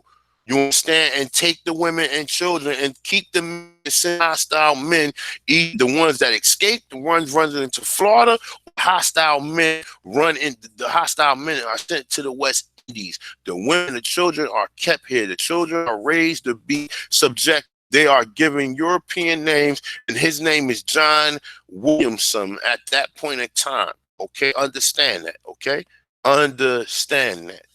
Okay. And it's saying the Bible spoke just one act of creation. So where would the other act of creation be? Ahanu? Why are you mentioning this? We just talking about mounds. That's supposed to be 5 to 1,200 years ago. What are you talking about? Act of creation. You see what I'm talking about? So the ancient antiquarian society published the Celeb Atwater systematic investigation of the earthwork mounds in Ohio and Mississippi River Valley in 1820. He saw these earthwork evidence of occupation of sedentarian. It's saying law-abiding people who were later replaced by more recent immigrants. Now, look, he's saying which was later replaced. Let me tell you this, all right? This is for any of you motherfucking historians. There was no Mongoloids in Southeast. How about that? And this is fucking facts. This is facts. There was Mongoloids in Massachusetts, through Florida, through Louisiana. Them motherfuckers was found in the desert. So make that shit clear. Okay? Don't keep switching, trying to get people minds that you say one thing that we can go. But like I said, this is the reason why you got me. So I can sit here and tell you what shit is really going on here. All right. So it's saying the recent immigrants. It's saying the recent immigrants. All right. So now look, think about this, right? Think about this. What is James Chatter telling you? What is what is Richard Neves telling you? What does it say in the slavery in the Cherokee Nation book? What the fuck does it say? It refers to, it says that, oh, because Richard Neves found this skeleton in Brazil, he later pondered and said, well, damn, then that must mean that the first American, they're not going to sit there and say you are the first Americans, because they're gonna always reserve the fact that word African only applies to you. It doesn't apply to nobody else on this planet. It only applies to us. Okay, and this is, you see this shit. This shit is clear evidence right here in your face. What they do. You understand what I'm saying? That it's clear evidence. They're never going. I don't care. They're gonna find a skeleton here 1,000,000 years ago. They're still going to say, "Well, damn, the Africans was traveling for a long time." They're gonna say Africans was traveling for a long time, and then, in fact, you got all these different historical relics here where you saying that these niggas was Negroid, and at the same fucking token, you gonna keep mentioning some motherfucking African. And I'm gonna show you something else too. I got a little a bill that I'm gonna do on this, on the Omex, and just like an argument that's going between them and some other people of what they were saying, that these people could not be Africans. So now Africans, see, understand this. Let me tell you something too, real quick, right? When I was debating when I was debating them niggas, right? I'm gonna tell you how stupid and programmed people is, right? That's why we are a little special than these other niggas, because these other motherfuckers is programmed, because they are taught that all black people come from Africa, which we're not taught that, and they automatically assume that black people in Africa has a certain DNA or genetic marker, or a certain haplogroup. And because if that haplogroup is not present in anything that they find here, therefore they automatically, the motherfucker could be Negro to the motherfucking T. These dumbass niggas will say, no, he's not a Negro then, because he don't have this certain haplogroup that identify over there in that continent. Do you understand that? There was no DNA 200 years ago when these niggas was running around here calling you colored, Negro and colored. And we seen that. I showed you the historical evidence, man. I showed you why you do not see no Indians on any motherfucking census chart. I showed you why. Because they classify you. The word Negro is a motherfucking term of servitude, my dude. That's all it is. That's all it is. That's all it is. When you off the when you off the when you giving your freedom, you could be an Indian. But remember, later on, they seen so many people saying that they was indigenous to this land, they started falsely classifying your ass automatically. Why would they classify black people? Why would black people who knew that they came here from fucking Africa try to be a fucking Indian? Millions of them. Come on now, why? And why would you say, oh nah, fuck that, they not Indians, they colored? Why would you just automatically falsely classify them if these people are not the real Indian? Fuck out of here. Man. They did that shit to all of us. Everybody, every black motherfucker in America got Indian in it. Well, is an Indian. Okay, is an Indian. Is an Indian. And I ain't saying that because we can make these indirect statements of saying because you're dark skinned and because your grandmother had the straight hair. You know, your grandmother was mixed with a European, my dude. Okay? We see the images of what the Powhatans look like. You understand what I'm saying? We see the images of what they giving us. These are not the same people. They don't look nothing like the Mongoloids. The only people here who look like these people that's on these maps and on these pictures are us. Shit. We the only people here. The Europeans don't look like them. When I pull up that emblem of America, he doesn't fit the European description. He doesn't fit the Mongoloid description. So who could he be?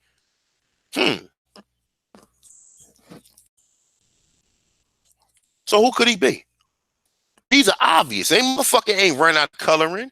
He just wouldn't color them if or say, well, damn, he was blind, he couldn't make the hair, the length of the hair exceed the ears, or a non-circular type of hairstyle, which is called the fucking afro. But they got you thinking, oh, you Afro-American when fucking black, when Africans don't even wear afros like that. You show me a motherfucking African with a fucking afro like motherfucking Jim Kelly. Show me. Just somebody email me. Chief of Sunshine. That's CHIEFAUTOCHTHON at AOL.com. Email me the motherfucking photograph of I have never in my human existence outside of Joel Abib seen a motherfucking African with an afro, my dude. Okay, Joel Embiid that plays for the Sixers, he is the first African that I have ever seen with a hairstyle like that. I'm not gonna say that the nappy type of hairstyle, but with an afro of that size. I have never seen no African with no afro. So how the fuck they always try to tell you the word Afro American because you African, but Africans don't even wear afros. Come on, man, stop fucking playing with us, man. All right. So let's continue this shit. Now look, this right here is saying he saw evidence as he saw these earthworks as evidence of occupations of sedentarian, law-abiding people who were later replaced by more recent immigrants from Asia who became this present day the American Indian, which they not the American, they're the Native Americans. We will be the American Indian, which we're not even Indians. We know we're not Indians. You understand what I'm saying? Like I said, all of this historical information is wonderful, but make sure you have your business affairs and everything in order. Make sure everything is in place, that you identify yourself. Like that's the only thing that is worth listening to. Any of this is trying to get yourself out of the status of being a Negro, black, or colored. You understand what I'm saying? That's the only thing you could do. You know what I'm saying? You need to handle your business and make sure you know what I'm saying, you switch certain documents over. I'm telling you, I can't emphasize this. I'm not trying to tell nobody what to do. If you think that if this shit is just a YouTube video to you, then I mean, good luck. You understand what I'm saying? Like this is not one of them videos a nigga telling you about aliens or telling you about motherfucking some shit that you can't comprehend or you can't fathom, you know what I'm saying, with your mind. All right, so let's continue. All right, so boom. So he's saying, wow, he provided an accurate description of many sites he suggested that Hindus had actually built them. So they giving credibility to these structures here being built by Hindus before they would do black art. Even though that all these anthropologists telling you that the earliest people they found here resemble Africans, Australians, South Pacific Islanders, all these people they're showing you resemble them, but because niggas is so brainwashed with all of this foolishness, this ancestor, the DNA, they don't understand. Prior to, listen, we can go back, what's 2019, 65, 35. We can go back 54 years ago. 54 years in 1964, if my math is correct. And prior to the Hart-Celler Act, every non-white person here was classified a color or Negro, with the exception with the Asian people who was already here. Okay, but for the most part, everybody who was unidentifiably, meaning you lost your culture. So like I said, there should be millions of Indians that's walking around here with last names like we got that look like fucking Spaniards or look like Mongoloids. Oh, they all mixed up by now. Fuck out of here. And it's the same thing you would say about the African slaves, right? They all mixed up by now. They would all be mixed up if that African slave story. No, the Arawaks are mixed into the motherfucking American Indians in some cases. In some cases, that's what you would say. The Caribbean Indians and the Arawak Indians, who people classify as Africans because they say that they Negroes, they intermix with the North American Indians. That's all that happened. That's all that happened. That's all that happened. That's all that happened. Throw that African story out your mind. Leave that, get that shit out your mind, man. Because that African story is a fucking lie, and it's an over exaggeration of people don't want to tell you that they took the majority. How would that sound to people coming here if they tell you that the slave trade did? But these motherfuckers wouldn't care as long as they had their iPhone 6, as long as they wouldn't give a fuck. They wouldn't give a fuck. They sitting there telling you the reason they don't want to give you fucking reparations because they don't want to make no other. Fuck them other races. Your reparations is being they come into this land. They don't want to give you that because they'll fuck them. Fuck them white supremacists and fuck all of them. You understand what? Oh, we don't want fuck them. Do the right thing. Do what you're supposed to do. Because your people already fucking cursed. If we are the children of Israel or we are them, people already cursed. Already cursed. So in an 1830 address to Congress, President Andrew Jackson said in his monumental and fortress of an unknown person spread over extensive regions of the West, we behold the memorials memorials of a once powerful race which was exterminated or had disappeared to make room for the existing savage tribes. It's saying if the early civilization was destroyed by ancestors of the Creek and the Cherokee, Jackson reasoned then they deserve no better fate than themselves. Listen, you hear this shit? This shit. He's saying that if our ancestors of the Creek and the Cherokee destroy, now understand what that might mean, okay? Because who was making references to giants too. So, most people make references to these giants, and remember, they saying that a lot of us was giants to a lot of these towns, and we went to whole towns and saw the giants, yo. This is what they were saying. Hmm? Hmm? And he's saying, hold up. So, we got a little bit more to go on this one, so let's continue. All right, so boom. So he said, for early civil by the ancestors of the Cherokee and the Creek, Jackson reasons, then they deserve no better fate themselves, but destruction. Do you hear this shit? Do you hear that? Hmm? You hear Jackson talking more about Indians than he African slaves, right? You have hardly hear him mention any African slaves in any of his documentary. So you warn with these people. Wouldn't you have prisoners of war? Wouldn't common sense tell you that if Thomas Jefferson was warring with all these people, where did all the prisoners of war go? Get them to the Indian territory in Oklahoma. Duh. Go get the glove. Nope. Nope. They kept them on these plantations them to society, and now they classified as Negro, black, and colored. That's the reality of it all. In 1835, American settlers in Crawfish River in the river area in Wisconsin noted an ancient flat top mound of an abandoned, why is it abandoned? Mississippi village, and assumed that they could not have been built by the local Indians. In keeping with the current scholarship, they assumed that the mounds were the works of the Aztec Indians, and so they named it as Aztlan. Aztlan, okay? The Smithsonian Institute note the ancient monument Valley by you're afraid I can't pronounce that nigga's name, whatever. And Edwin Davis, which provided a record of the mounds as they appeared in 1847. It contained finely executed maps and detailed measurements. Squirrer and Davis had set out to avoid speculation.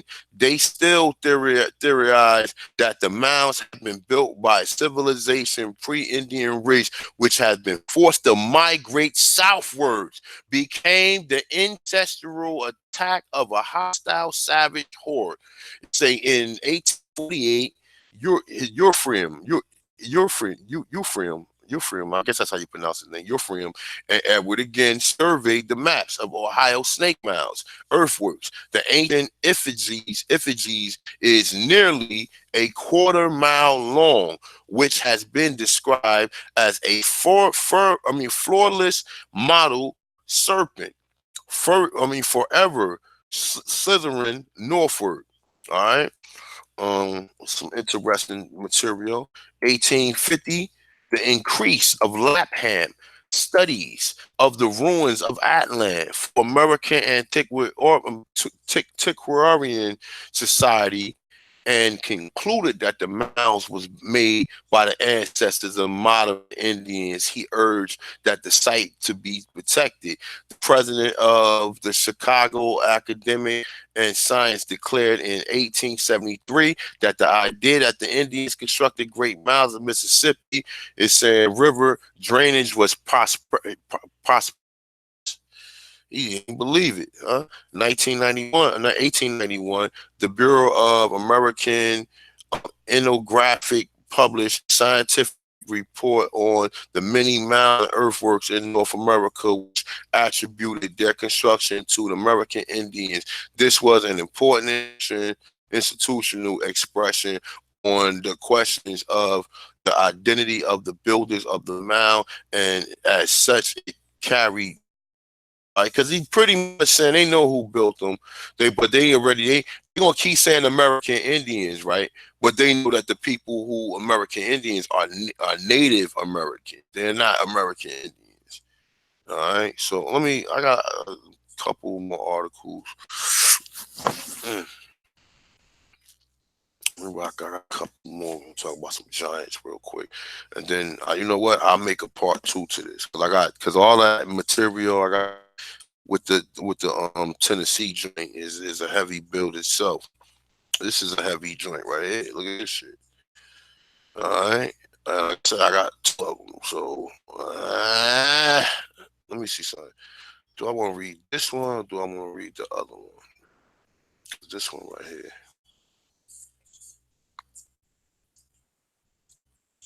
And I believe that was Dr. Blair website, the medicine. Yup, that was Dr. Blair website. You know what I'm saying? All right, here you go. Across America. Yeah, let's deal with this one. This one right here is a more heavy bill right here. We're gonna deal with this one right here, y'all. And then I'm gonna come back and I'll do the other one later on, man. Cause right here going, I got what? One. I got that one. Hold up. Let me see something real quick.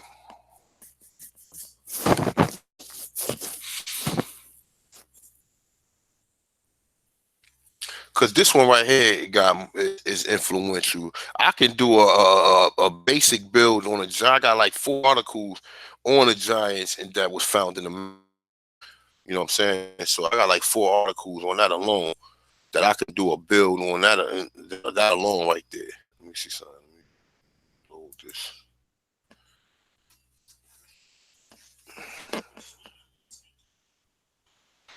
Waiting for this to load up. Yeah, man, thanks everybody for sending donations, man. I appreciate everybody, man. You know, like I said, at the end of the day, man, people got lives and got. So, like I said, this information is not a priority. Is if you have it, if you can afford to donate, that's the only requirement there is. It's not a requirement or whatever to donate. The videos is made for you, the people.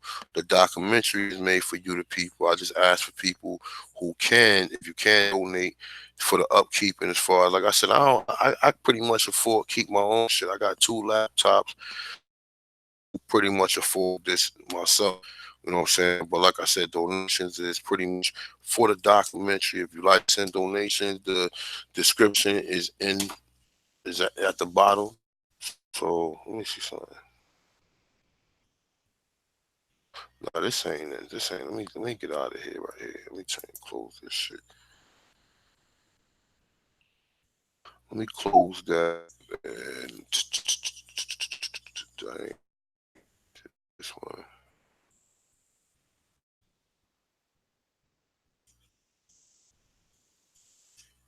Yeah, hold up.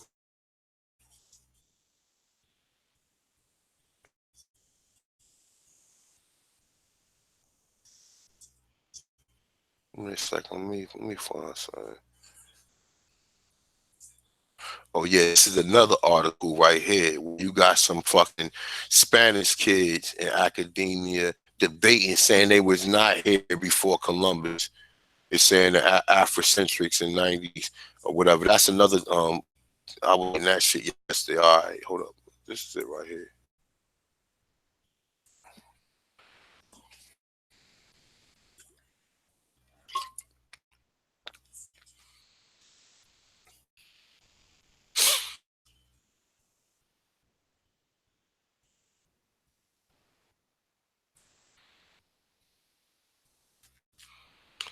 All right.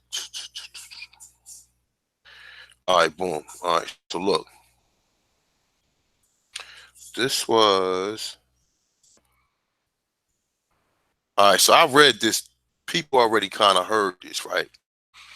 But I was touching on how I was saying the Nazis has something to do with the Mississippians and the Bogota worshipers, right? Now hold up, let me see something real quick. Listen, look, check this out. Let me see something real quick. This is real quick, just 'cause I was touching on that. I'm gonna go to because this actually got things about the Mound as well. But hold on, let me see something. Let me see if I can find that book.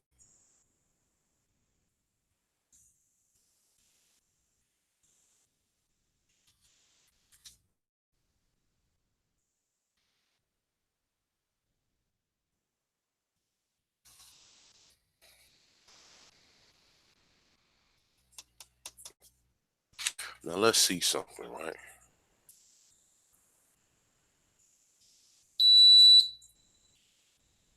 I'm probably gonna have to put a work up there. So Mongol invasions. Hold up. Let me see something real quick.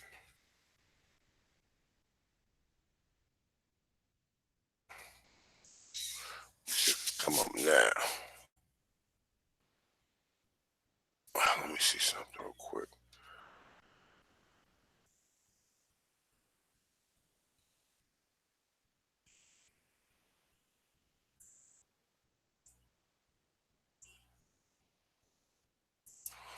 You know what? Hold up.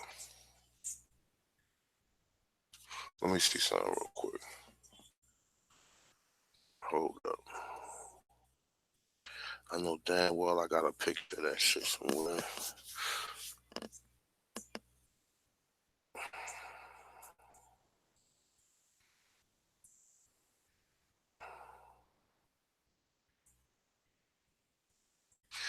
I can't find it. But I know damn well that shit said. Let me see something. Maybe.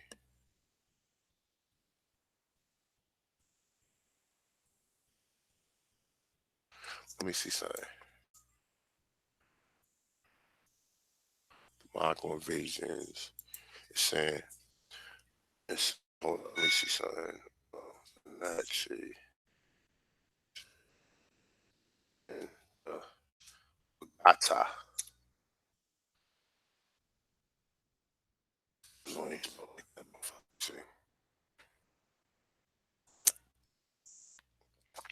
There you go right here. Bam. There you go right here. Now look, it's only for researchers, right? Check this out.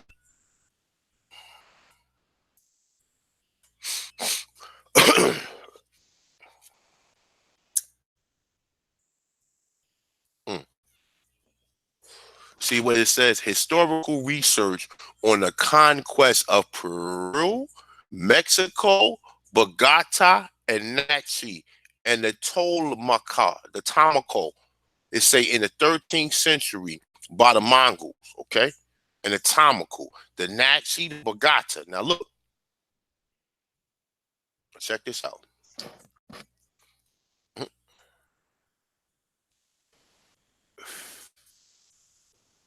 This is food for thought for you guys. Look.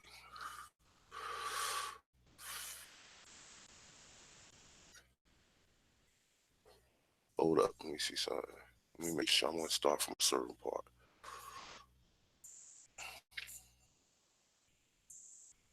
All right, so look, it's making reference to Peruvians. So the Peruvians use muskox to harden wood. Okay, it's and bricks dried in the sun. They had the art of smelting ore and refining silver, of which they made domestic utensils. They had hatchets of copper made as hard as iron. Okay, okay.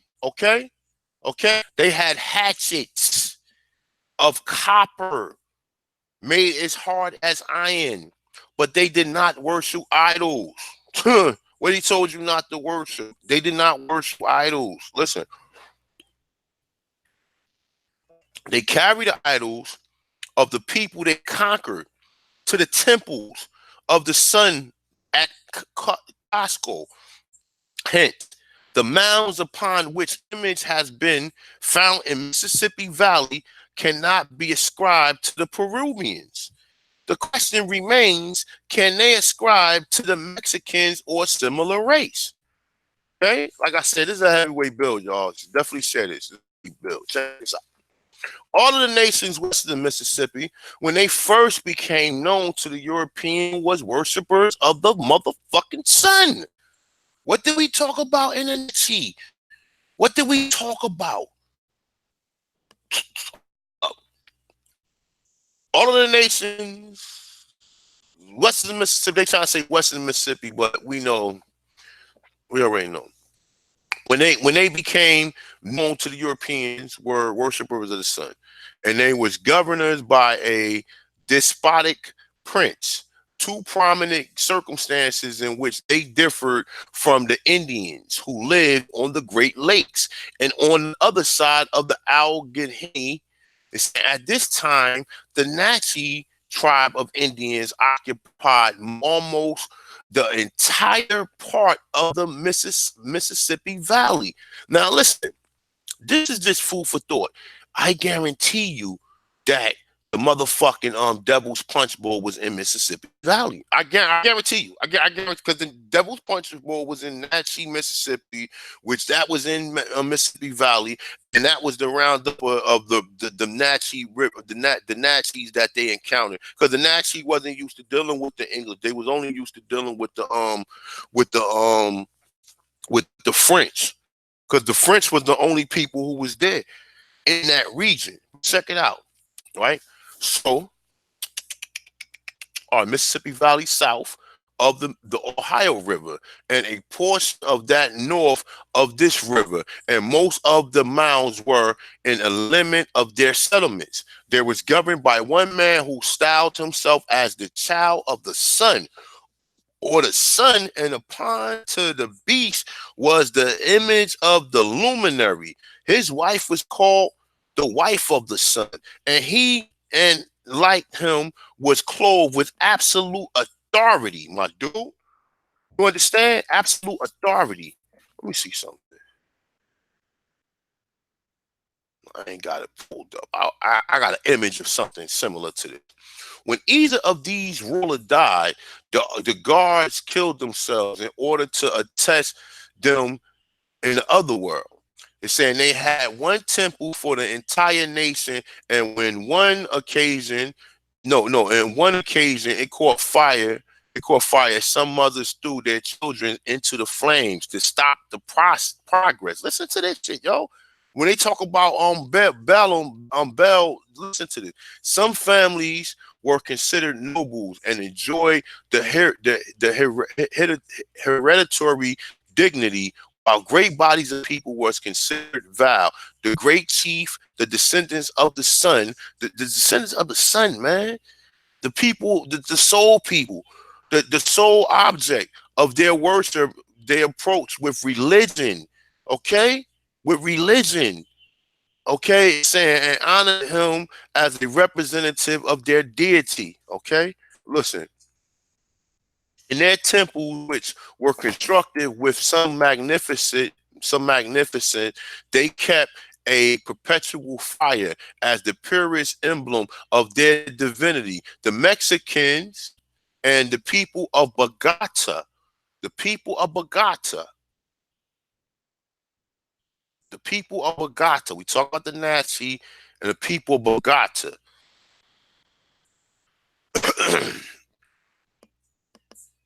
Where's we at? Hold up. Check this out. All right, the Mexicans and the people of Bogota was worshippers of the sun and the moon, and had the sun and the moon, my dude, and had temples and altars, priests and sacrifices.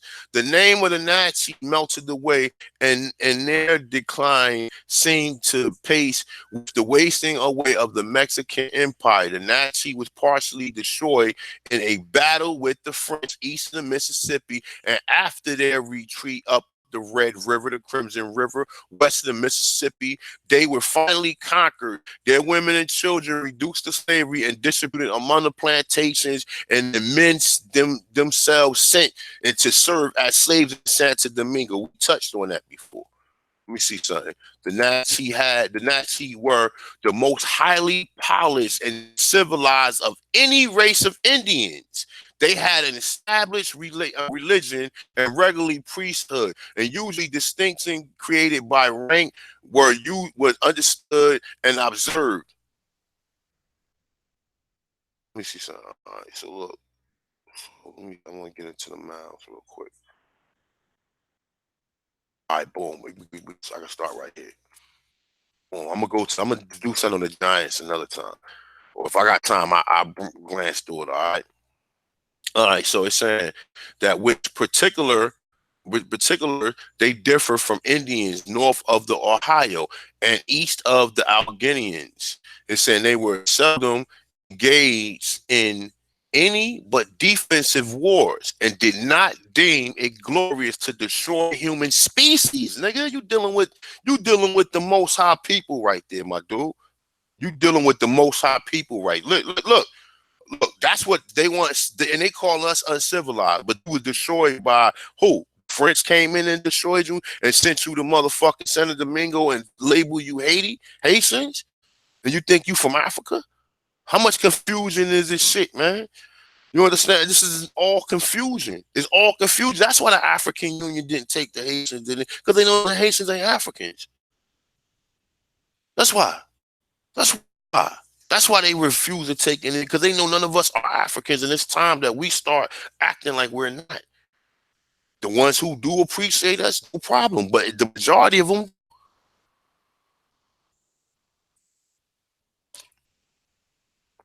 okay, was generous. They was just generous and humane and attentive to what of the needy, and it is probable they inhabited all the country from the Mississippi eastward to the Allegheny and northward to the Ohio. Look, check this.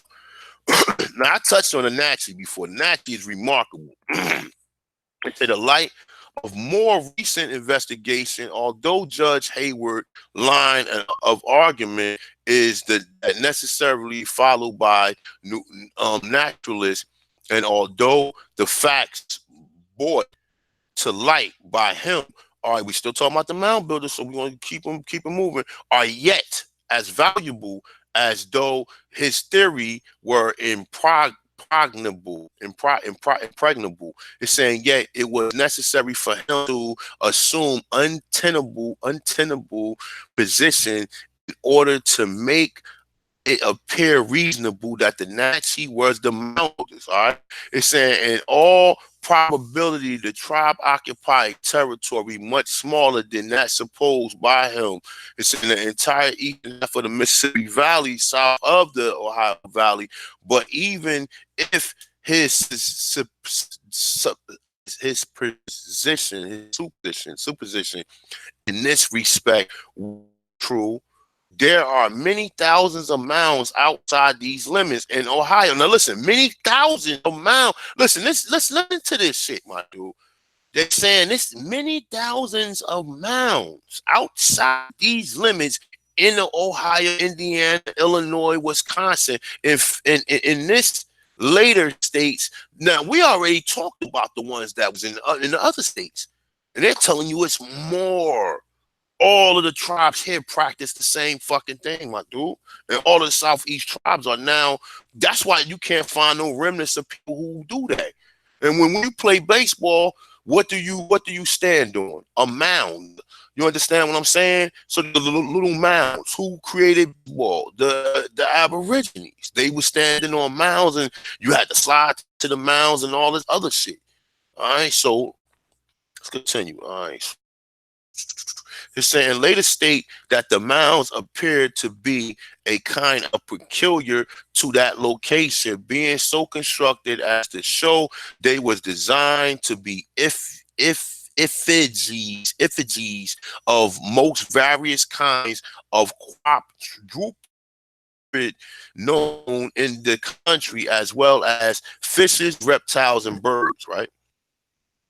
So it's saying of perhaps most remarkable is the Big Elephant Mound, a few miles below the mouth of Wisconsin River. And now listen to this, y'all. Listen to this, right? The Big Elephant Mound, right? Now, what did this say about the Natchez? The Natchez crossed what river? Hmm? So the Red River, right? What do they call? What is the motherfucking what is the mascot for Alabama? Because all of that shit is up in that same region right there. Alabama just a little further back, but well, what is the motherfucking mascot for Alabama? Hmm? Of the fucking elephant. All right, all right. So you can't make this shit up. You can't make it up. You can't make it up. You just can't make this shit up. From its name, it may be inferred is 135 feet in, and otherwise properly proportioned, and a sacredly seem probable that people who constructed these mysterious mounds could have represented an Indian or Mastiff without having seen one. And it is perhaps justified, inferable that the Big Elephant Mound was constructed in the days of the Mastodon. Okay, so they try to make, they don't know what the fuck, they don't know what, that's what I'm trying to tell you. Most of the shit they find in here, these niggas is just coming up with fucking these crazy theories, man. Because they don't know what the fuck to believe. And to keep it outside the possibility of Darwin theory, that's the reason why the last motherfucker just made reference to the planet, the Garden of Eden. Because, okay, they found shit in Americas that can't be explained, bro. You understand what I'm saying? It's 1,000 mounds. Thomas Jefferson said he found in one mound 1,000 fucking skeletons, dude. 1,000 skeletons. They're not trying to find or connect us to nothing. They know we was in the southeast. They know these mounds belong to us, because if he said he seen the Indians, which the Indians are now classified as color, Negro, and black, he seen them people walk up to the mound, meaning that these people must have knew about them. Why would he just say that? As much as big as a liar and fucking thief and fucking degenerate as he was. Hmm. Let's continue to read a little bit more. Read some more of this. All right. They say, let me scroll down. Oh no, you know what? Let me see something real quick, man. Let me go in the chat room, man.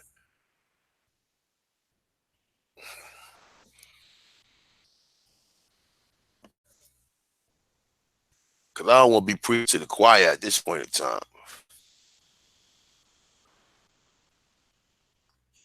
I really don't. To the choir. Come on, YouTube.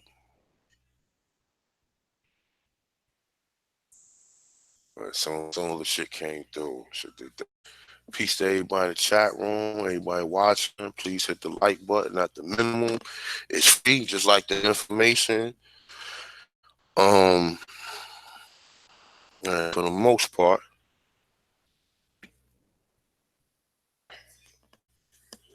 we say Mansa Musa is Montezuma. I can go with that.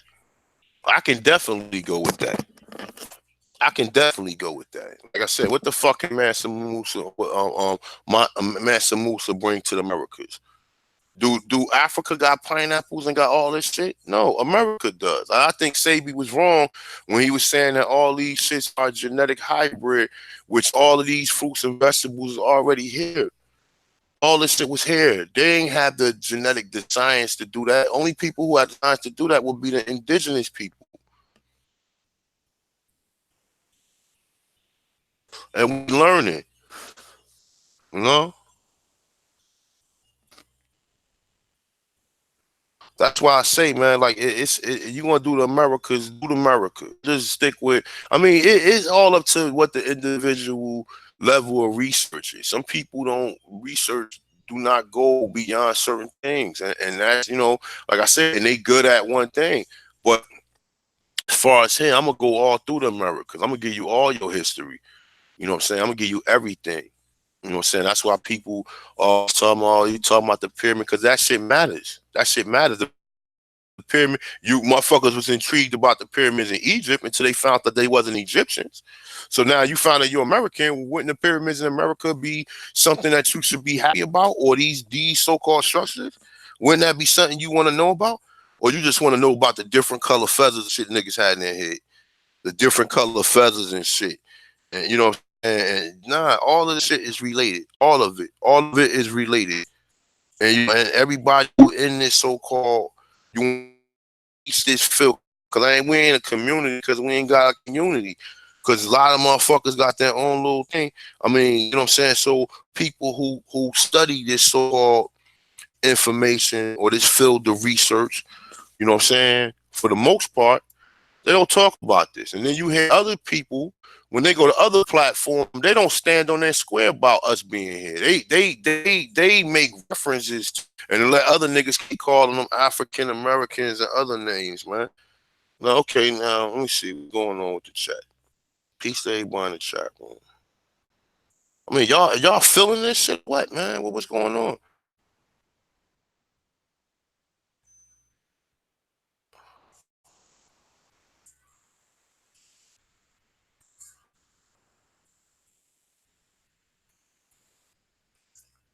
Nah, I know that, but listen, understand this.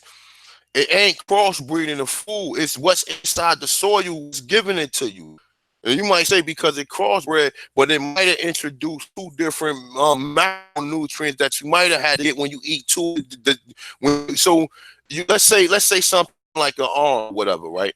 An orange was crossbreeded or whatever with what they call a Meyer lemon and a Meyer. Well, no, I think a Meyer lemon is crossbreed. But they said a grapefruit, some shit like that. I'm not entirely correct on that. But what you will be getting is the best of both. So instead of have to eat a lemon, you get the same thing, the same nutritional related. Like I said, I'm a nutritionist, so I understand Sabi science. I'm a Sabian. I've been doing Sabi for years, man, for years. I'm I'm there. I'm there with that. But what I'm saying is, though, he said that the natural food was in Africa. If you study Sabi well, you hear him make references to say that the Africans get the best food. That's not fucking true, my dude. That's not true. You find shit in America that you don't find nowhere else, my dude.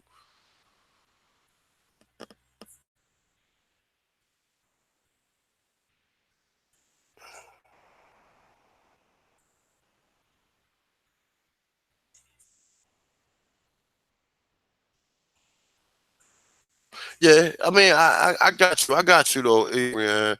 You said many of them are hybrids, but I'm just saying though. But the original, because you know what they did too, they made it sweeter.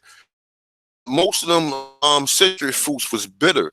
Listen, outside the orange, all the other citrus fruits are bitter, right? The lemon, lime, the muff. You know what I'm saying? They're all bitter. The only one that's sweet is the orange, right?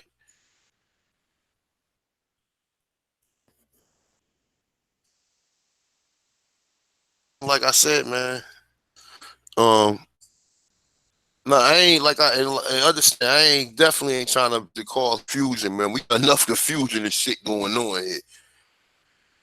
Yeah, he's a native, Desmond. Yeah, he might be, but he might be from Guyana. Don't get it up. Say he might be from Guyana, my dude. They taking the people from Guyana and Barbados, sending them to Honduras. This is what we don't understand. We don't understand it.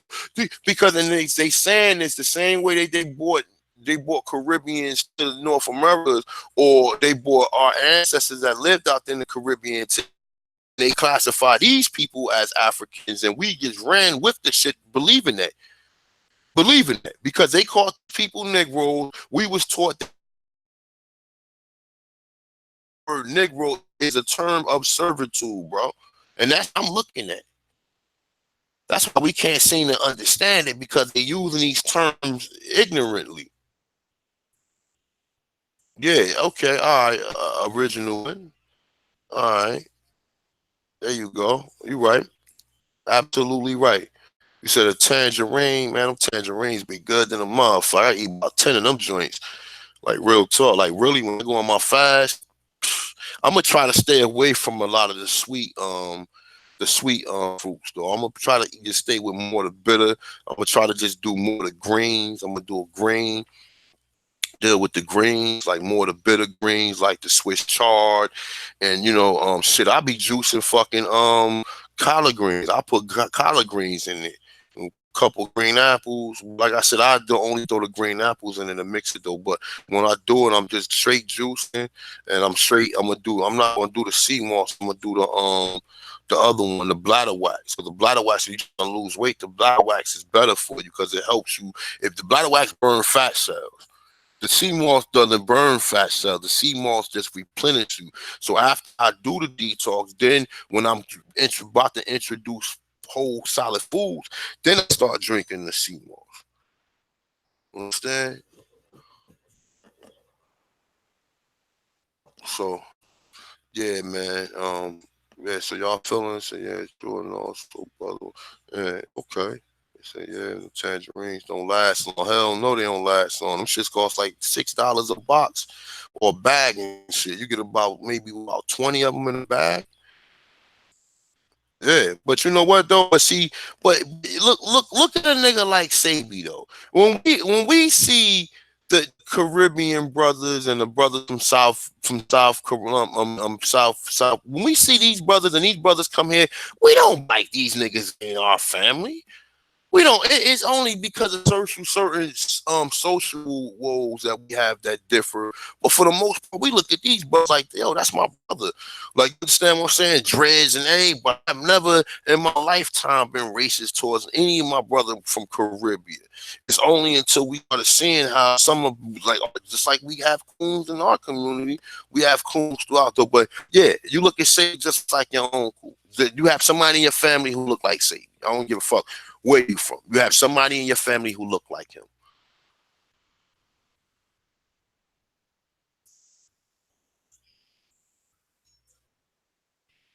Yeah, he was indigenous to this land, dude. Yeah, well, that's a motherfucking fact. You said walnuts, halls, tea. Yeah, I can't. But you know what, ancient one, I can't fuck with walnuts. I'm allergic to them. I can't eat walnuts. I can't eat pecan, walnuts and pecan. Ooh, that should be ugly if I eat a walnut. Um, yeah. All right, so we good. So y'all enjoying this. All right, so let me get to the rest of it. All right, so where was we at? Damn, I forgot what the fuck I was at. All right, we was right here. All right, boom. So let's continue with this. All right. So we was talking about the mastodon. All right. So now look, a testing fact that the great age of these most interesting relics is this: the human bones found therein, except those of the later, probably intrusive burials, are not in a condition to admit the removal as they crumble into dust. Oh shit, he said they crumble into dust when exposed into thin air. It's saying while human bones are removed entirely from the British terminal known to known to belong to ages older than Christian area and frequently from situations much less conducive to preservation than those in the mounds. And in addition, the mounds are rarely found upon the most recent formed terraces of the river.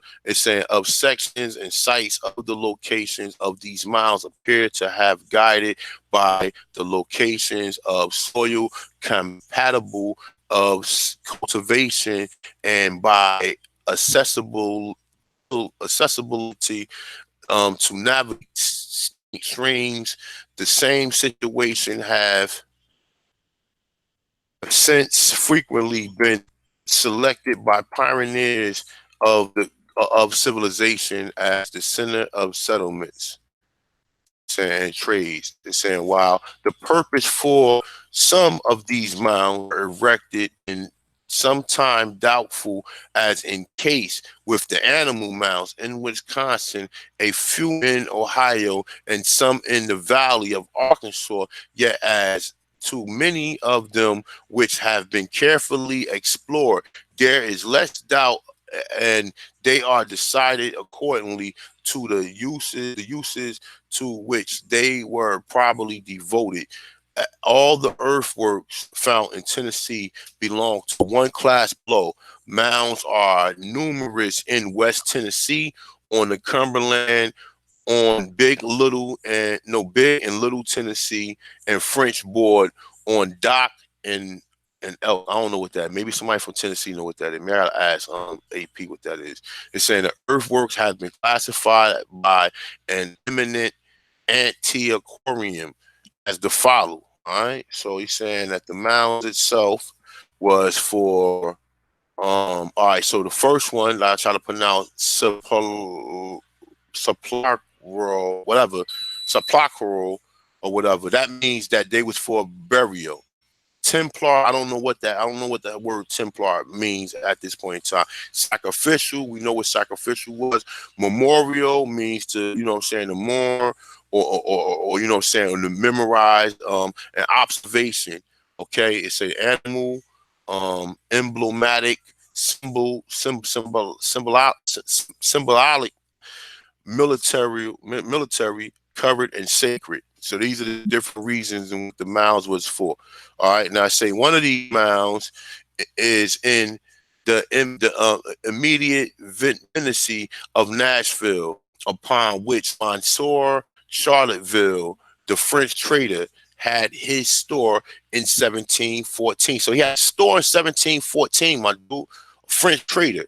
It said 1714 when the Shawnee Indians were driven away by the Cherokees and the Chickasaw. Very large burial ground lay between this mound and this river, thence westward, and then the creek. The great extent of the burial grounds and the vast number of the interment therein induced the belief that a population once resided there, many times greater than the occupation now.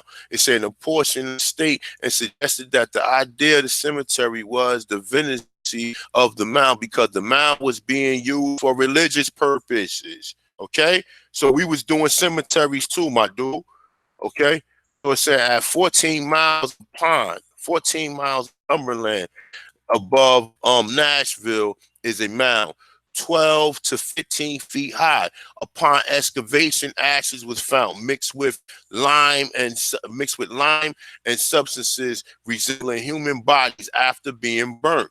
On the big hamper, the mouth of Dog Creek is a square mound, 47 by 47 feet, 25 feet high, and in a row with two others from 5 to 10 feet high. At some distance are three others in a row parallel with the first. Between resembling a public space all around the bend of the river, except at a place of the interest is a wall of the margins on the river. The mounds being within the area enclosed by a wall. Within the space is a reservoir of water between feet square, 15 square feet. It say on a large top of the mound was found an image of 18 inches long from head to foot, composed of a soapstone. We need to find. I don't know what that is at this point in time. I ain't gonna stop and look that up because that's gonna lead me to some other. That ain't just that's something. That's an item or a soapstone. Let me see something composed of a soapstone. Nah, fuck it. I don't think that's important at this point in time. So they say, all right, the trees standing upon the mounds are very old. The popular tree was 5 or 6 feet in diameter.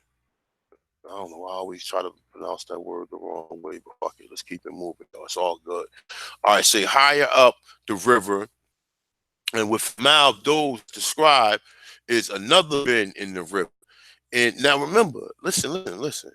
We was living man, when they moved us from these rivers is when shit went downhill for us. When we had to come back to them as servants or as some type of help, because these rivers was key to our survival, my dude. Like I tell you, if you are right now, all right, you just imagine how civilization is now, to where, okay, civilization now, where you can go to a store and get water and everything. Imagine if you got to live off land, where the land you living at, where your people, you got thousands of people living, their whole existence, nutritionally depend on these creeks, these rivers, and these lakes. Some of these lakes for drinking out of, some of them are for fishing, some of them are for other things, bathing, etc. But we depend on these environments to where there was no going to no corner store like, yo, you tell Biggie Chiefs and little deer, go to the store, go get us a case of water. No. Go to that lake and go bring us 2 buckets of water back. Right? Go to that lake and bring us 2 buckets of water back. Or whatever method they was using to bring the water. Or maybe they had these reservoirs like it was said, like you just said. All right. So let me go down. They talking about the kind of trees right here. So let me go down some more. All right. All right, so boom, check this out. Listen to this. All right, so this platform is 60 yards wide, is level on top, and joins a mound, which is 20 feet square, 18 feet above the common level. In 1785, a black oak tree, 3 feet though, was growing on top of the mound. It's saying about 1815. No, 1815. There was plow, and no, I'm sorry, my bad. Hold up, give me a second. Let me revise that. Give me 1 second, yo. Fucking cat that starts against my leg. Sorry. All right, so about 1815, they were plowed up to the top of the mound, and an image of a sandstone. Maybe I need to look up what the fuck a sandstone is. All right, man. Let me look up what a sand real quick. Give me a second, y'all. Let me look that up, because that could be something that I'm overlooking too. I need to look that up.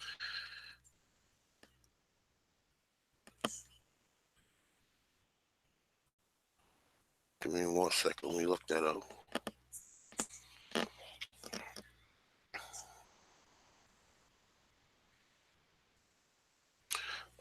Sandstone is a cemetery rock composed mainly of size minerals, particles, rock fragments.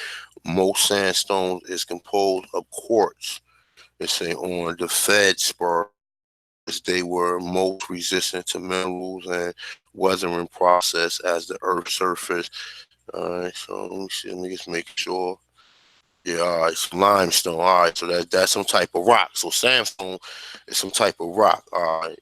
I just wanted to make sure. I mean, yeah, we know sandstone. That's common fucking sense, but sometimes it might be something else. All right. Check this out, but let me continue. Where was we at? All right, so about 1815, they say the trees was plowed, and they basically they is an image made on a sandstone. It's in the breast with that of a female and a prominent, and the color was that of a dark infusion of coffee near the mounds. That's a description they said. Listen to this. Look, it's saying near the mounds was a cave, which at the time of its discovery contained a great number of human skulls without the appearance of any other portion of human skeleton near them. Okay? Now where them skulls at? Why they not doing no DNA test? But they doing all this shit with West Africa. In Williamson County, northwardly from Franklin, on north side of Little Hamper, it said are walls of dirt running north from the river.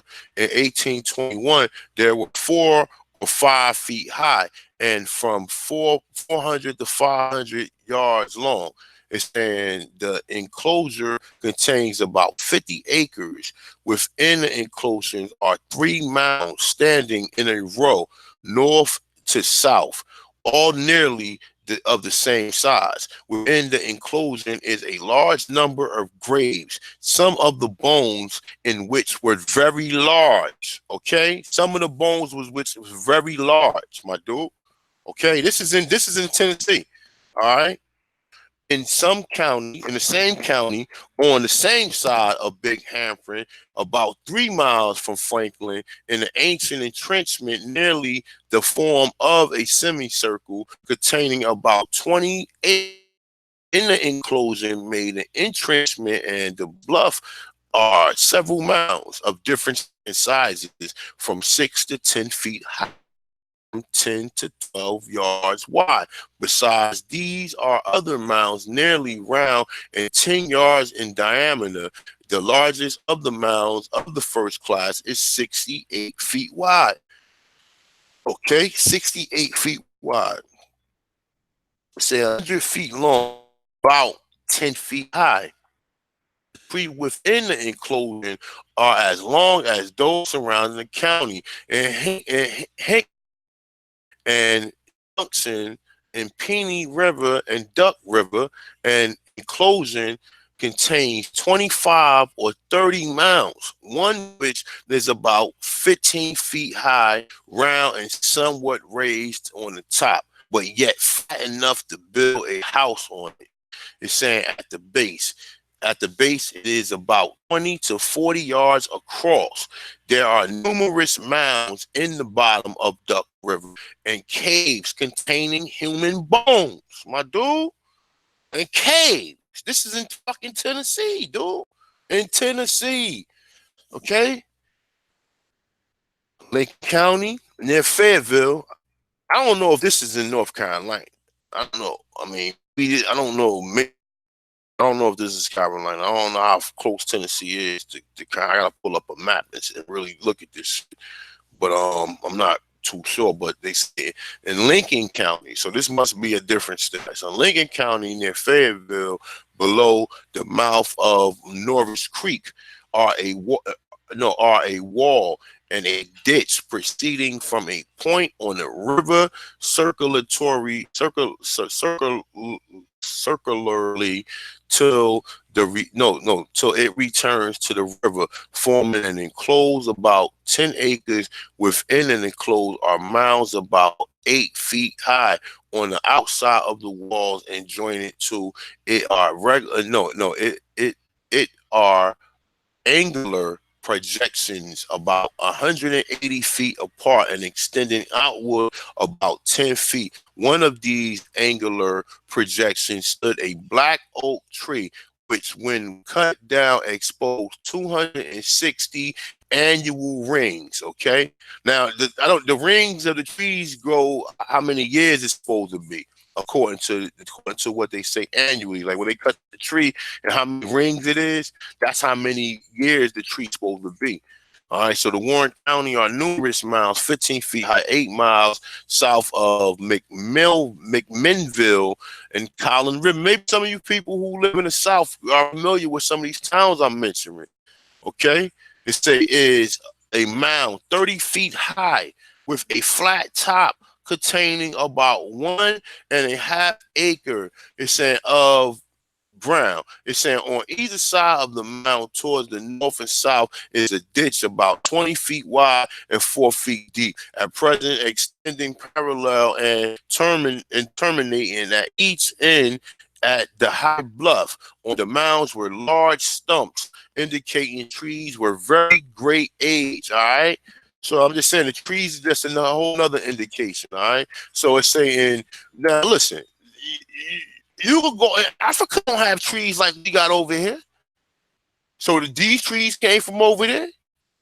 You understand what I'm saying? They don't these, and that's another thing. Like I said, and all this is we still talking about the mounds, y'all. Let me see. And let me see what page this is, because I know it's only got probably about a few more pages of this shit left.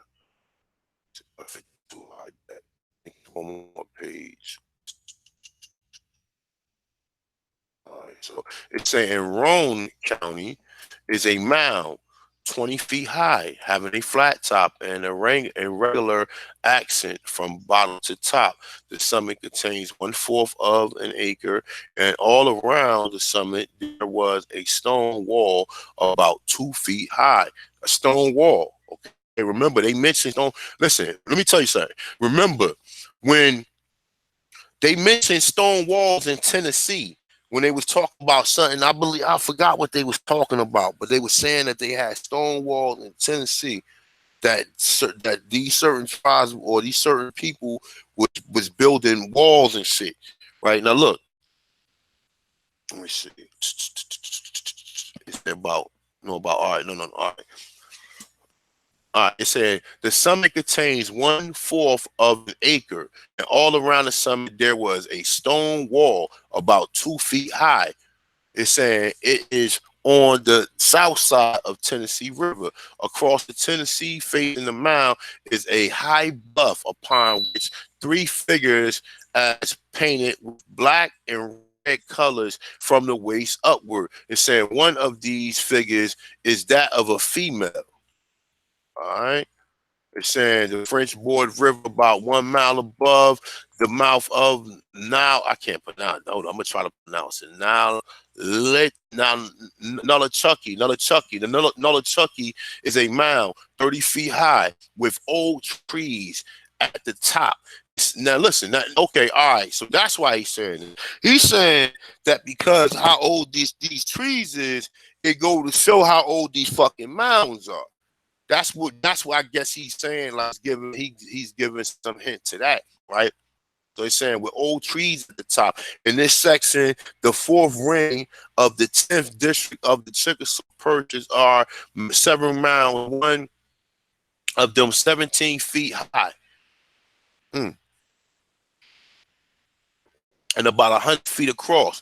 Several miles southward of the Hatchie River and about 50 miles east of the Mississippi is a fertile part of the country, and 3 miles enclosed an entrenchment from 10 to 20 feet wide. 2 miles south of the South Fork and Fork Deer River, and about 50 miles east of the Mississippi is a mile 57 feet high and 200 feet across. On the south side, Fork Deer River, about 40 miles west of Tennessee, is a mile about 100 rods in diameter at the base. It's saying the summit contains about 4 acres and is part of a country.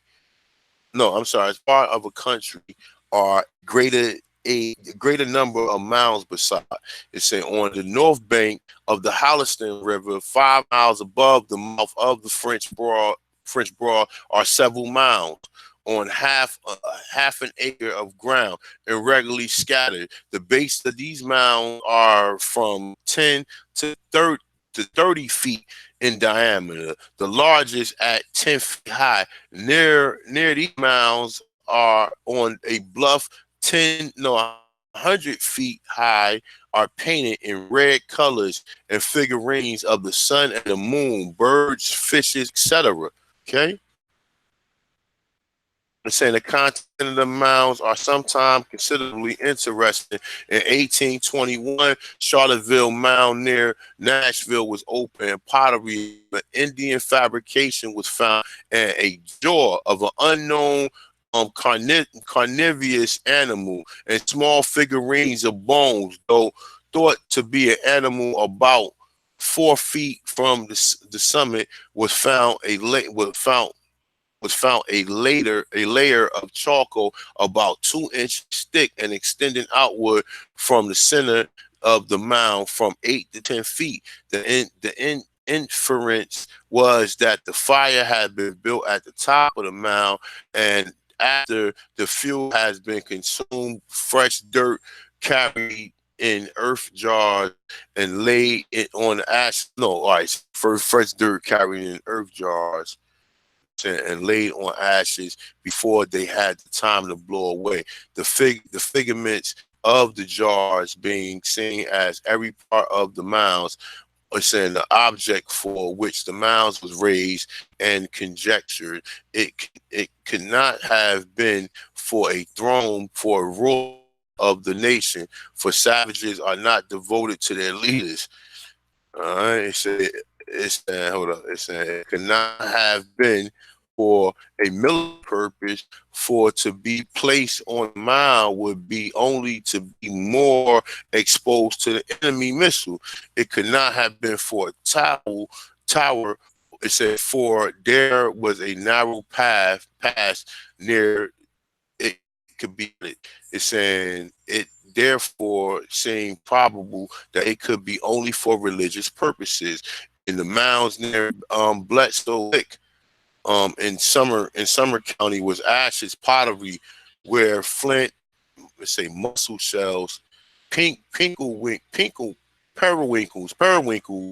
coal, etc.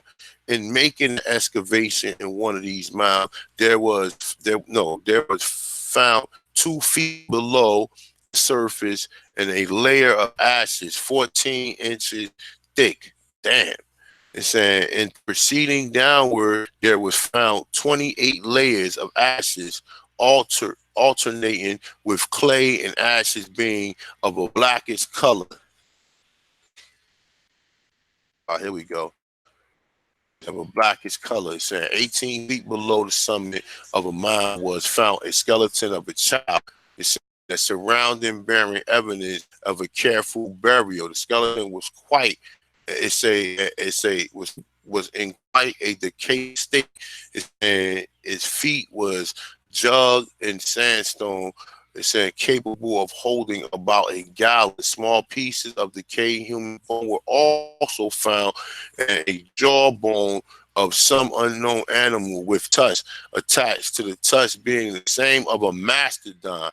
And there was found also the bones of birds, arrows, points, and flints at the depth of 18 feet. The pottery, some of which was glazed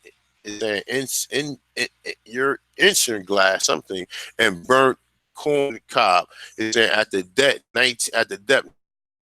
It's saying we found a piece of corn on the cob and a small piece of cedar almost entirely decayed. All right, I think that's the end of that. Let me see how much more ago.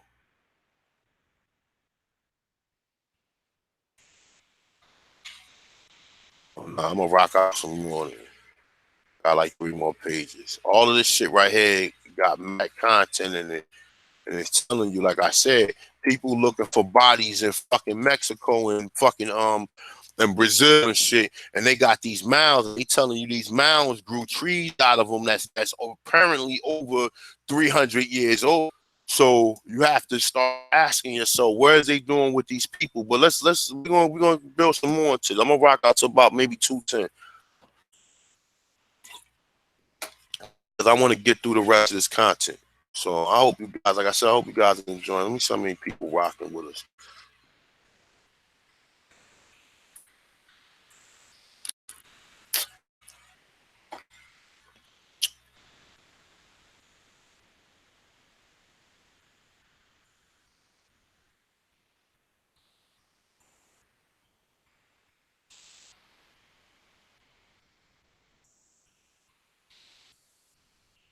said, Ronald, you might be a motherfucking Nazi, man.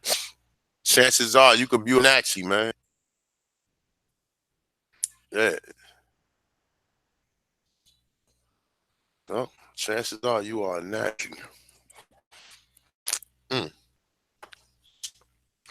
Bro, we need to find out what's in the mounds, dude. If they got mounds and they're open for excavation, people need to start saying, hold on, my people been here before the Europeans got here. So we need to start checking them out, see if them are answers. You got all this DNA and all this forensic science now. Let's see what the deal is. Oh no, that they belong. That's what the whole deal of it is. That the fake native by the feds or funded by the federal government, they take claim to all of it. Hmm?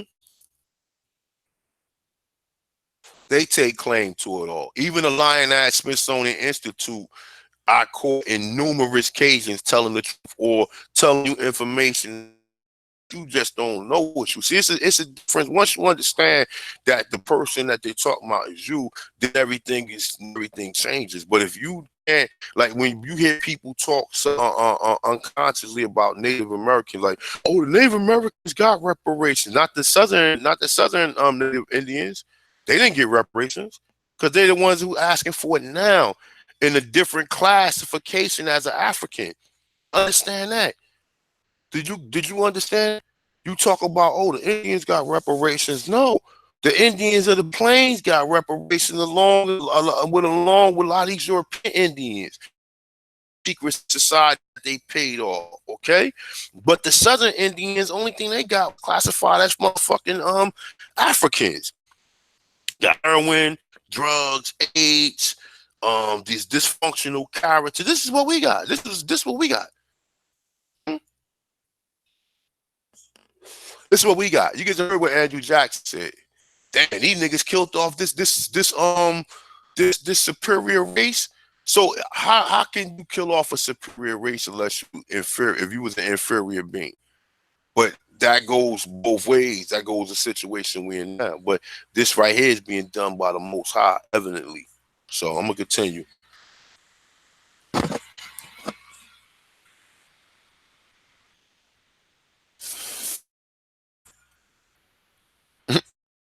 Mm-hmm. Said seen altars. Yeah, I believe that shit. This book right here is a heavyweight jam though. So look, let's continue. All right, so it's a near Nashville, probably the year of 1800s. There was a dig up an image. The base of the image was a flat circle from which rose a somewhat elongated global figure. Terminating at the top of the figure was a female head. The figure of the face was Asiatic. Okay, when they talk about Asiatic in this time, they talking about you, my dude. They talking about you. Okay, the features of the face was Asiatic. Now they gonna say and tell you what they gonna say. Oh well, in the 1800s, nigga, you was classified as Asiatic, my dude. And that's what they were saying. We looking for a black American Asiatic. We looking for a American Asiatic original. This is what Marvin Coleman had in one of his videos, dude. One of his videos, he had that the motherfucking European. Yo, I can pull it up right now. I don't even know if I can pull it up though. But he look. Matter of fact, you know what? Let's look for it. Fuck it. Let me see if I find it. Let me at least try to find it since I put it out there. Mm. Let me see something. Let me see if I can find that video.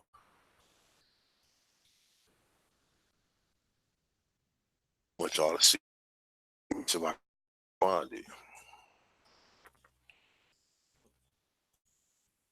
He's black Aborigine. He said that's a black American, Asian black. He said that's a black Asiatic Aborigine or some shit to that effect.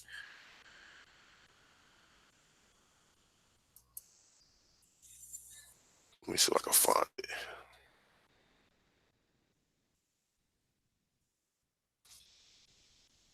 That's the reason why I ain't gonna front, bro. I mean, niggas be clowning like more science and shit. It's a reason why they was calling us Asiatics, man. Niggas wasn't getting us confused with being Asians, man.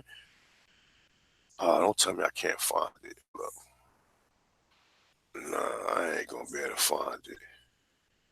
What the fuck did he change his other name to? Hold up. Oh, there you go. Right there. I ain't got one video in here.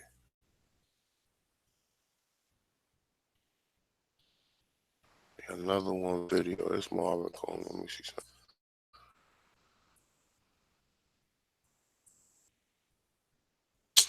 I can't find it, bro. What's his what the fuck is his other name? It's not Mark Coleman. What the fuck is his other name? I can't think of his other name. But he got a video where he shows a European with a statue, and he said that's a black Asiatic Aborigine. And this is what he says. And then when he shows the motherfucker, nigga got nappy hair and shit. You know what I'm saying? What he's saying the face was probably Asiatic, probable a resemblance of the mound builders themselves. Now he's saying probably a resemblance of the mound builders themselves. Now, why is he not saying they resemble the Indians that was here? Because the Indians here you would think would be Asiatic according to what we are told. Okay? It's saying the crown of his hair was covered with a cap, an ornament shape, and a pyramidal figure. It's saying with a flattened circular summit. It's saying ending at the apex in a rounded button. Another image was found about 20 miles from Nashville of a sculptured stone representing a woman sitting with her hands under her chin, elbows, and her knees. It's saying it was partially kneaded form and highly polished. Two other was found near Clarksville, one of an old man and another old woman. All right? But saying 1883, a rough stone image was found on a farm of Dr. W.H. Garman. It says 17 miles Franklin, Williamson County. This is an image of a person sitting with limbs drawn close to the body and hands upon the knees, and the features resembling somewhat the supposed appearance of a mound builder. This image is now in the possession of the Tennessee Historical Society. Now, listen. Now, what would make these people look different than what the Indians looking now? What other people could they be on the planet? You're not saying they look European. The Europeans are not Asiatic. You're not saying that the so-called Mongoloids were Asiatic, because you would say, all right, well, you wouldn't even have to say they look Asiatic. You say they look like a modern fucking Indian, because we think the Indians are Asians or Asiatic. That Asiatic term is reserved for a certain type of people. I don't think people confuse when they call themselves Asiatic. I think people history don't go back further enough to where they can understand some of these terms, and they take the terms out of ignorant and thinking that you're ignorant when you say these things. And now, like I said, I don't even use the term Asiatic, but we know motherfucking Drew Ali was using that term. Elijah Muhammad was using that term. The 5% Nation was using that term. Some of these motherfuckers is highly educated people. You understand? Whether we what we believe about these groups or whatever we believe about them, these brothers is highly listen. So I listen to some of these Moors, my dude, and some of these niggas be talking, man. These niggas educated brothers and sisters, man. And you can never take that away from them, man. And they sit here and they study and they read material. These niggas is geniuses, man. Some of them are, as far as it comes to civics. But nonetheless, let's continue. Some of the limbs, all right. So it's in the Tennessee Historical Society. I would love to see that. I wonder what that looks like. So it's in a cave. All right, in a cave about 6 miles from Carthage on Cumberland River, we found a number of human skeletons, one of which was a female with yellowish hair and having around her wrist a silver clasp with letters inscribed resembling those in Greek alphabet. Now I don't know if they fucking with us. They saying yellow hair. We don't really know. So let's continue. So this was in 1815, but perhaps the most interesting relic found in Tennessee in the form of a human skeleton was discovered in 1811 in a cave in Warren County, about 20 miles from McMinnville. They're saying there were two human beings, one male and the other female. They have been buried in the basket. They have been buried in a basket. It's saying the construction of which the evidence considerably mechanical skill. Saying both bodies were dislocated at the hip and placed in an erect. No, and placed erect in a basket. Each which had neatly fitted cover of cane. The flesh of the listen to this, listen to this, listen to this, listen to this, listen to this, listen. The flesh of these persons was entirely undecayed, meaning that they knew what the fuck it was. Listen, it's a dry and of a brown color. Okay? Listen to this shit. Okay? Where was this shit found at? In McMinnville in 1811, okay? It's saying the flesh of these persons was entirely undecayed, dry, and a brown color. Around the female's neck to her body was placed a well-dressed deerskin, and next to this was a mantle composed of bark of tree and a feather. No, it's saying feathers. Listen to this, and feathers. The bark being composed to small strands and saying well twisted. The mantle of the rug about 6 feet long and 3 feet wide. It's saying she had in her hand a fan made of tail feathers of turkeys. Okay, and some made as to be open. No, I'm sorry. Let me rephrase that. I'm gonna go back. She had in her hand a fan made of tail feathers of turkeys, my dude. It's saying, and so made as to open and close. It's saying to at pleasure. So it's saying it's made to open and close at pleasure. She made a fan that was made to open and close at pleasure, my dude. So like I said, the Chinese had fans. Did they learn that from us? You understand? Or you know what I'm saying? Did they learn that shit from us? The hair remaining on head of both was entirely. It's saying that upon the hair was a female who appeared to have been about 14 years old at the time of her death.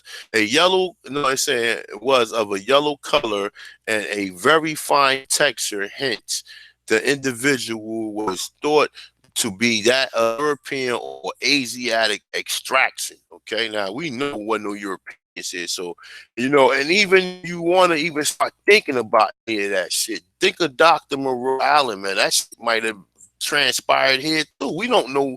We don't know, man. We don't really know at this point in time, bro. Like all this history is stereotically, man. Nobody can tell you indefinitely what the fuck happened. We can only go back and do like I'm doing now and make assumptions of what we think what happened. But for the most part, they're telling you said color brown. Then they talking about this motherfucker's a European. I don't believe that. So with reference to Mantil, in which these bodies were enclosed, it may remark that the Florida Indians. Check it out. Let's go right here. Here we go. They're saying they're talking about De Soto and his wanderings adorned themselves with mantles made of feathers and a textile fabric of woolly fiber. It's saying wore shoes and clothing from skins, which they dressed and colored with great skill. Listen to this shit, yo. Listen. It say this is what De Soto and his wanderings. He said he adored themselves. He said we adored themselves with mantles made of feathers on the textile fabric and the woody fabric. fiber. It's saying and wore shoes and clothing made of skin, which they dressed and colored with great skill. It appeared that also the certain Indians was acquainted with some kind of rude art and preserving the bodies of the dead. Motherfucker, mummification. It's saying in 1528, Papalio de Narvaez and his company in a reconcension, and also the coast of Tampa Bay came upon a little Indian village, where they found some bodies in a sort of mummification condition. The sacred remains, no doubt, of the ancestors of the chief of the tribe. Thus, a mantle of mummification conditions of these bodies might perhaps be considered sufficiently accounted for, but there remains our question of the color of the fineness and texture of the hair to be solved. All right, so we already know what they did. Anytime I tell you, there you go. Number of the constructions of the mound builders was evidently for other than sacrificial or religious purposes on the south branch of the Faulkner River with Tennessee and Mississippi River is the appearance of what the people there call an ancient fortification in 25-yard square. It's saying the wall is made of clay, is 8 feet above the general level. Trees as large as any in the surrounding county, it's saying, are growing on the top of the side of the wall. Within the walls, an ancient mound, 18, no, 80, hold up, it's an ancient mound, 86 feet, 80, it's a 87 feet high, circular in form, except at the top where it is square. It's 15 feet. It's 15 feet each way. It's saying Stewart County. This shit is interesting, y'all. I hope y'all guys enjoying this. Shit is very interesting. In Stewart County, near the junction of the Spring Branch with Well Creek, is a fortification about 90 feet square with the basins 12 feet square, opposite corner, large white oaks with hickory trees and growing walls of bastion. But perhaps the most interesting of all is the ancient construction of Tennessee is what is everywhere, known as the Old Stone Fort. This fort is the Coffee County at the verge of the Highland, 1 mile from Manchester, just above the junction of Barrel Fork and Telefork of Duck River. The fort itself is a form of irregular oval and east and west side of waterfalls from the precise something or to precipitous until the fall is 100.5 feet. And the fort is a wonderful structure. The wall are composed of builders of now look, it's composed of builders of cogolomite. It's saying and debris from the beds of the two streams of the earth. The embankment has a base of 30 feet. When built, it is doubtless higher than the man who could made it. Okay, then the man could made it. It's saying the amount of material which entered into the construction is in merits, and the corresponding amount of labor was required to do this work. It's saying 20 years. Now this is, you heard this shit. It says 100.5 feet. It's a 100.5 feet, yo. What, a wall? Like here? Really? It said it's composed of boulders. Conglomerate. I don't know what that is. I need to look. Let me see what that is. Let me look that word up real quick. Fuck that. Let me look at anything. No rock, no stone unturned.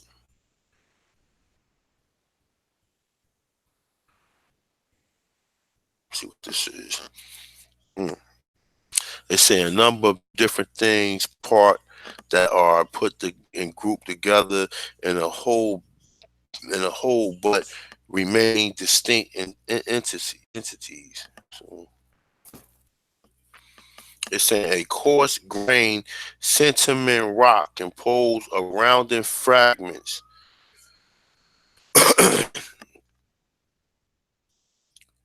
conglomerate, like conglomerate. I mean conglomerates. All right, so pretty much similar. All right, so it's saying from the earth. That's interesting. All right, so let me see something else. The modern material. No, hold up. It was talking about it was higher than the men that made it. So it would have took an enormous labor to make that. That's what it's saying. So the amount of material which entered into the construction is immense, and a corresponding amount of labor was required to do this work. 30 years ago, the ground was very heavily timbered with poplar, chestnut, hickory, ranging from 3 to 5 feet in diameter. Trees as large as could be found anywhere in the vicinity were standing immensely on the embankment, and it is manifest that at the time of the building on the fort there was not a tree or shrub to be found in the vicinity. And the diagram represents the interest of the embankment. So you're saying this is it right here. Right here is the embankment. I guess this is an image of it. If you guys can see it. Fault, Baron Faults.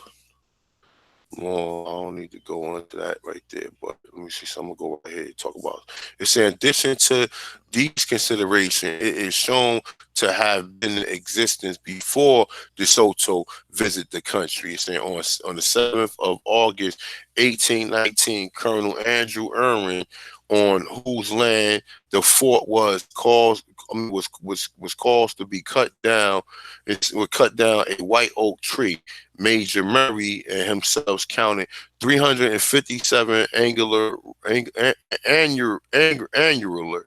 an annular, so I mean yearly. So annually rings in the tree, which was growing on the walls. It's saying how long it was after the building, saying of the wall before the tree began growing. Course impossible to know. It's saying it may have been 100 to or 1,000 years, but it is interval. It's saying be allowed, which, however, now see it's an interval. So that they dealing with statistics. Whoever did this did some numbers to kind of figured that out because they gave you a range. You know what I'm saying, of 100 to 1,000 years. So it could be anywhere. They found things anywhere pertaining. So that means for them to say 1,000 years, they had to have something that they find within that yearly span for them to consider that. Because when you're doing statistics, you can't consider nothing that's not there. Consider what's there. So for you to just make an assumption that it might have been 1,000 years, meaning you have to have something, some type of data to substantiate. All right. So it's saying the fort was erected 357 years previously to 1819. It's saying or 1462. So it's saying that it would have been erected in 1462, 30 years before Columbus discovered America. Why does that matter? 30 years before Columbus. That shit wasn't there in no fucking 1462. That shit is older than that. Because it's saying that the trees are saying, nah, that shit is older than that, my dude. And 78 years before De Soto made his famous tour of exploration. Thus, again, we do arrive at an immersion age for these works. And it is also fair to presume that the fort was built when the section of the country was thickly inhabited. And many other remains and relics of great interest, and especially antiquarian, has been found within enough to have been present to show that the mound builders, whensoever or whenever they may have come, where a numerous intelligence, religious, and agricultural, and to be considerably degree in warlike people, at least so far as defensive wars are concerned. What the fuck did they tell you about the Nazi? that they were only involved in defensive wars, right? So it's saying that they occupied the country probable for many centuries, that they were driven out by a race of superior in numbers. It's saying improbable in the art of war, but inferior intelligent. It's saying that they could have scarcely have lived in this country later than 1,000 years or 1200 AD. That's when, driven out, they probably moved southward into Mexico, Central or South America. They may possibly have been the ancestors, it's saying, or have been absorbed in some Central American, South American race. I wonder what, I wonder who. You're absolutely right. So that's pretty much it for that right there. It's show too much there. So it talks about the Indians. It's a whole nother bill right here. But yeah, man, I hope that right there did it for you guys. It's about the time I was looking. Anyway, I do a different build on the Giants, and I had some other articles that was left open, like this one right here. I just want to review it real quick. This one itself. I'm gonna run through this real quick.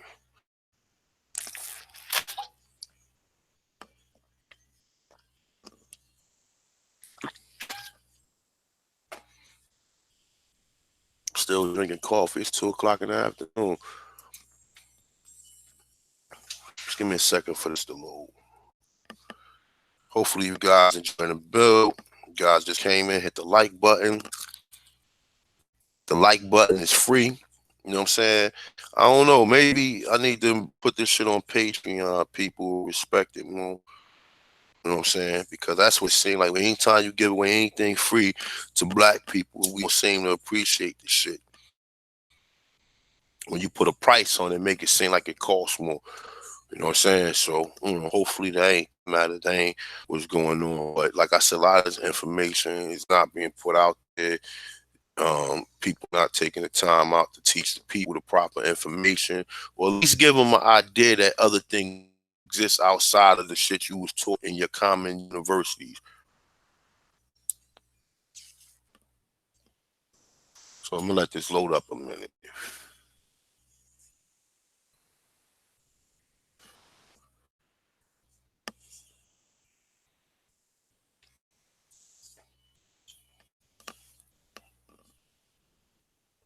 Let's give it a second. It should load up. You know what? I save, but now I'm gonna save it when I get out of here. Yeah, though. But like I said, at the end of the day, man, it's about us, and all of this is our culture and our history. We just gotta be able to identify. You can't identify something that you can't relate to. You know what I'm saying? Or something you can't conceive.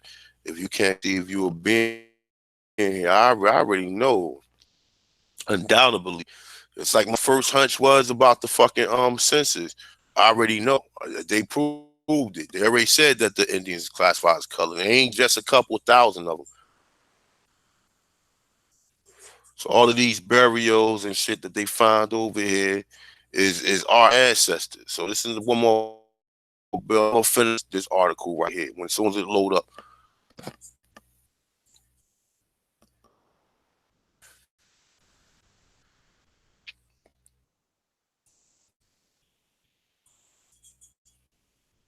shit take forever to fucking load up, my dude.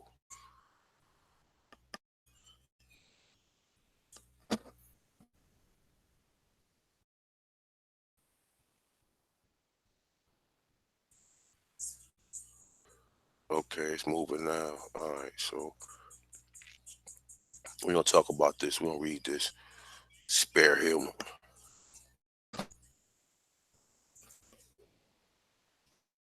So this is it right here. Sparehead Mound.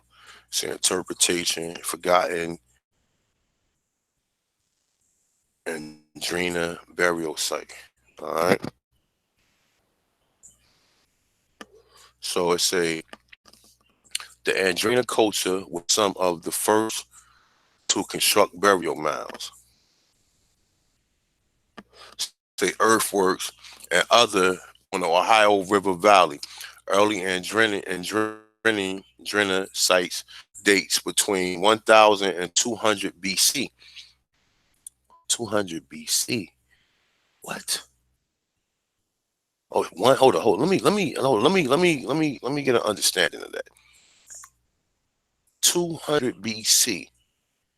So okay, all right. So 200 is going down. So 100 is going up. 200 going down. So 1000 BC will be 3000 years from now. 200 BC will be whatever added to 200 years added on to 219 because they go all the way down to one. All right. So it's been a minute. All right. So it's saying usually consists of either isolated burial mounds on a small group or let's say of no more than three or no two, three terminal.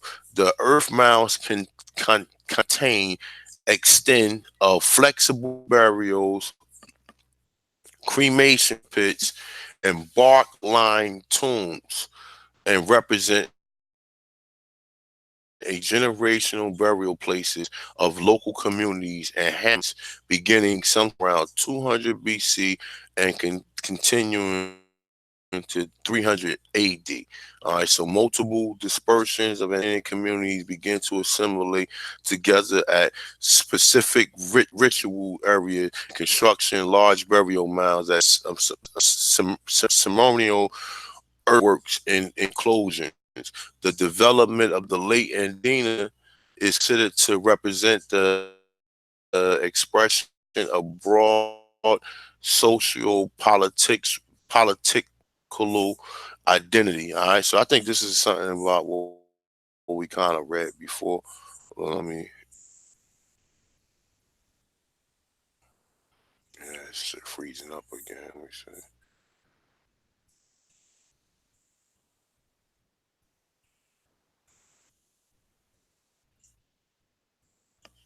Yeah, this is one of them articles.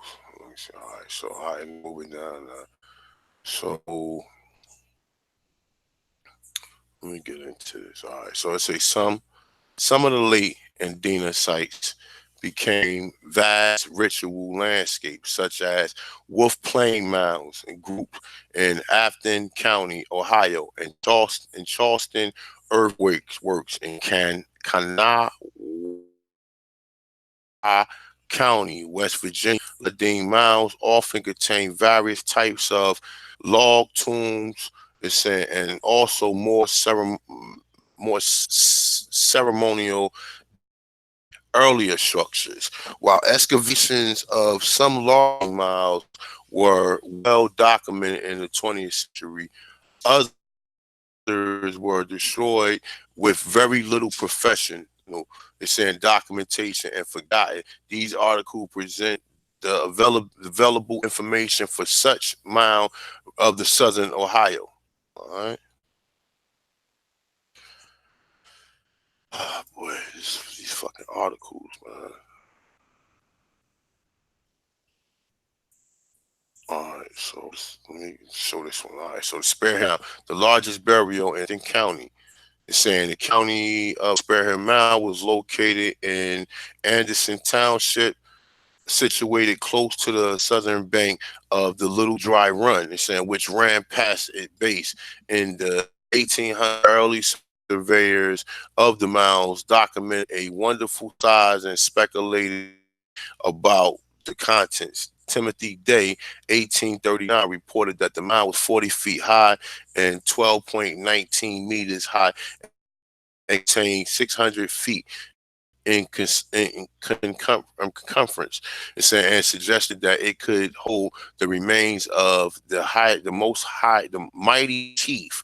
The Spearman Mound survey and archaeology there, Charles Metz is saying, and found to be 600. No, hold up. I'm sorry. Hold up. Sorry. My bad. Despair. I'm getting tired. I'm gonna finish. Definitely finish with this though. All right. Spare Hill Mound was later surveyed and pioneer Charles Metz in 1878. It's saying 1878. It's saying and found it to be 625 feet I ain't saying in circumference and 39 feet. It's saying high. It's saying at the time of the landowner forbade excavations in the mound. All right. So look, they said they found fucking piss shit, man.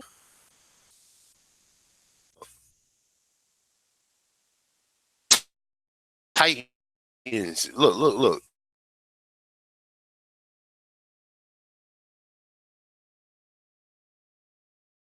Say Titans. I'm from school if I got the energy, or tomorrow morning I'll do it. But I got to do a report. I got to write a big ass report by next week. So let me see. It's, oh, man, shit's freezing up. And this is one of them sites that most niggas call pseudo. But actually, the shit is not pseudo because you just all you have to do is see where the person who wrote the article derived information from. He ain't make the shit up, so obviously he had to get it from somewhere. And if you read, he put the sources in when you get down to the bottom.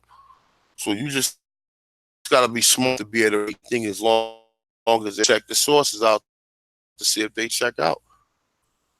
Yeah, this shit is bugging.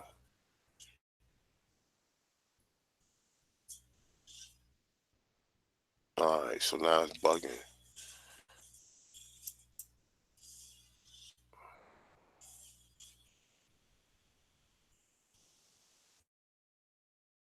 Yeah, this fucking screen is freezing up, y'all. So I ain't gonna be able to get this one out. So I'm gonna end it right here. But if I do another one, I'm gonna finish off on this Spearhead Mound, and then I get into the ones dealing with the Giant.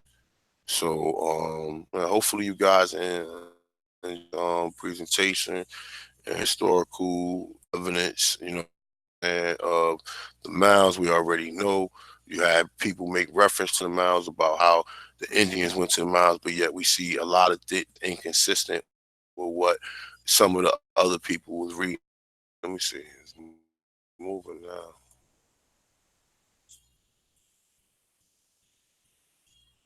You know what? Yeah, I'm gonna end it here, y'all. And I'll do the other one dealing with the Giants. Fucking screen. So, man, so hopefully you guys enjoyed it. I said if you like to donate, go to my Cash App, go to my PayPal. Information is in the description. If you like to cop yourself T-shirt or Aboriginal wear, please go to my T-shirt Spring app or T-shirt Spring site on the website with Conscience American / T-shirt Spring. You should find it. It's also in the description. So if you got the time and got the resources, go cop yourself Aboriginal T-shirt, hoodie, etc.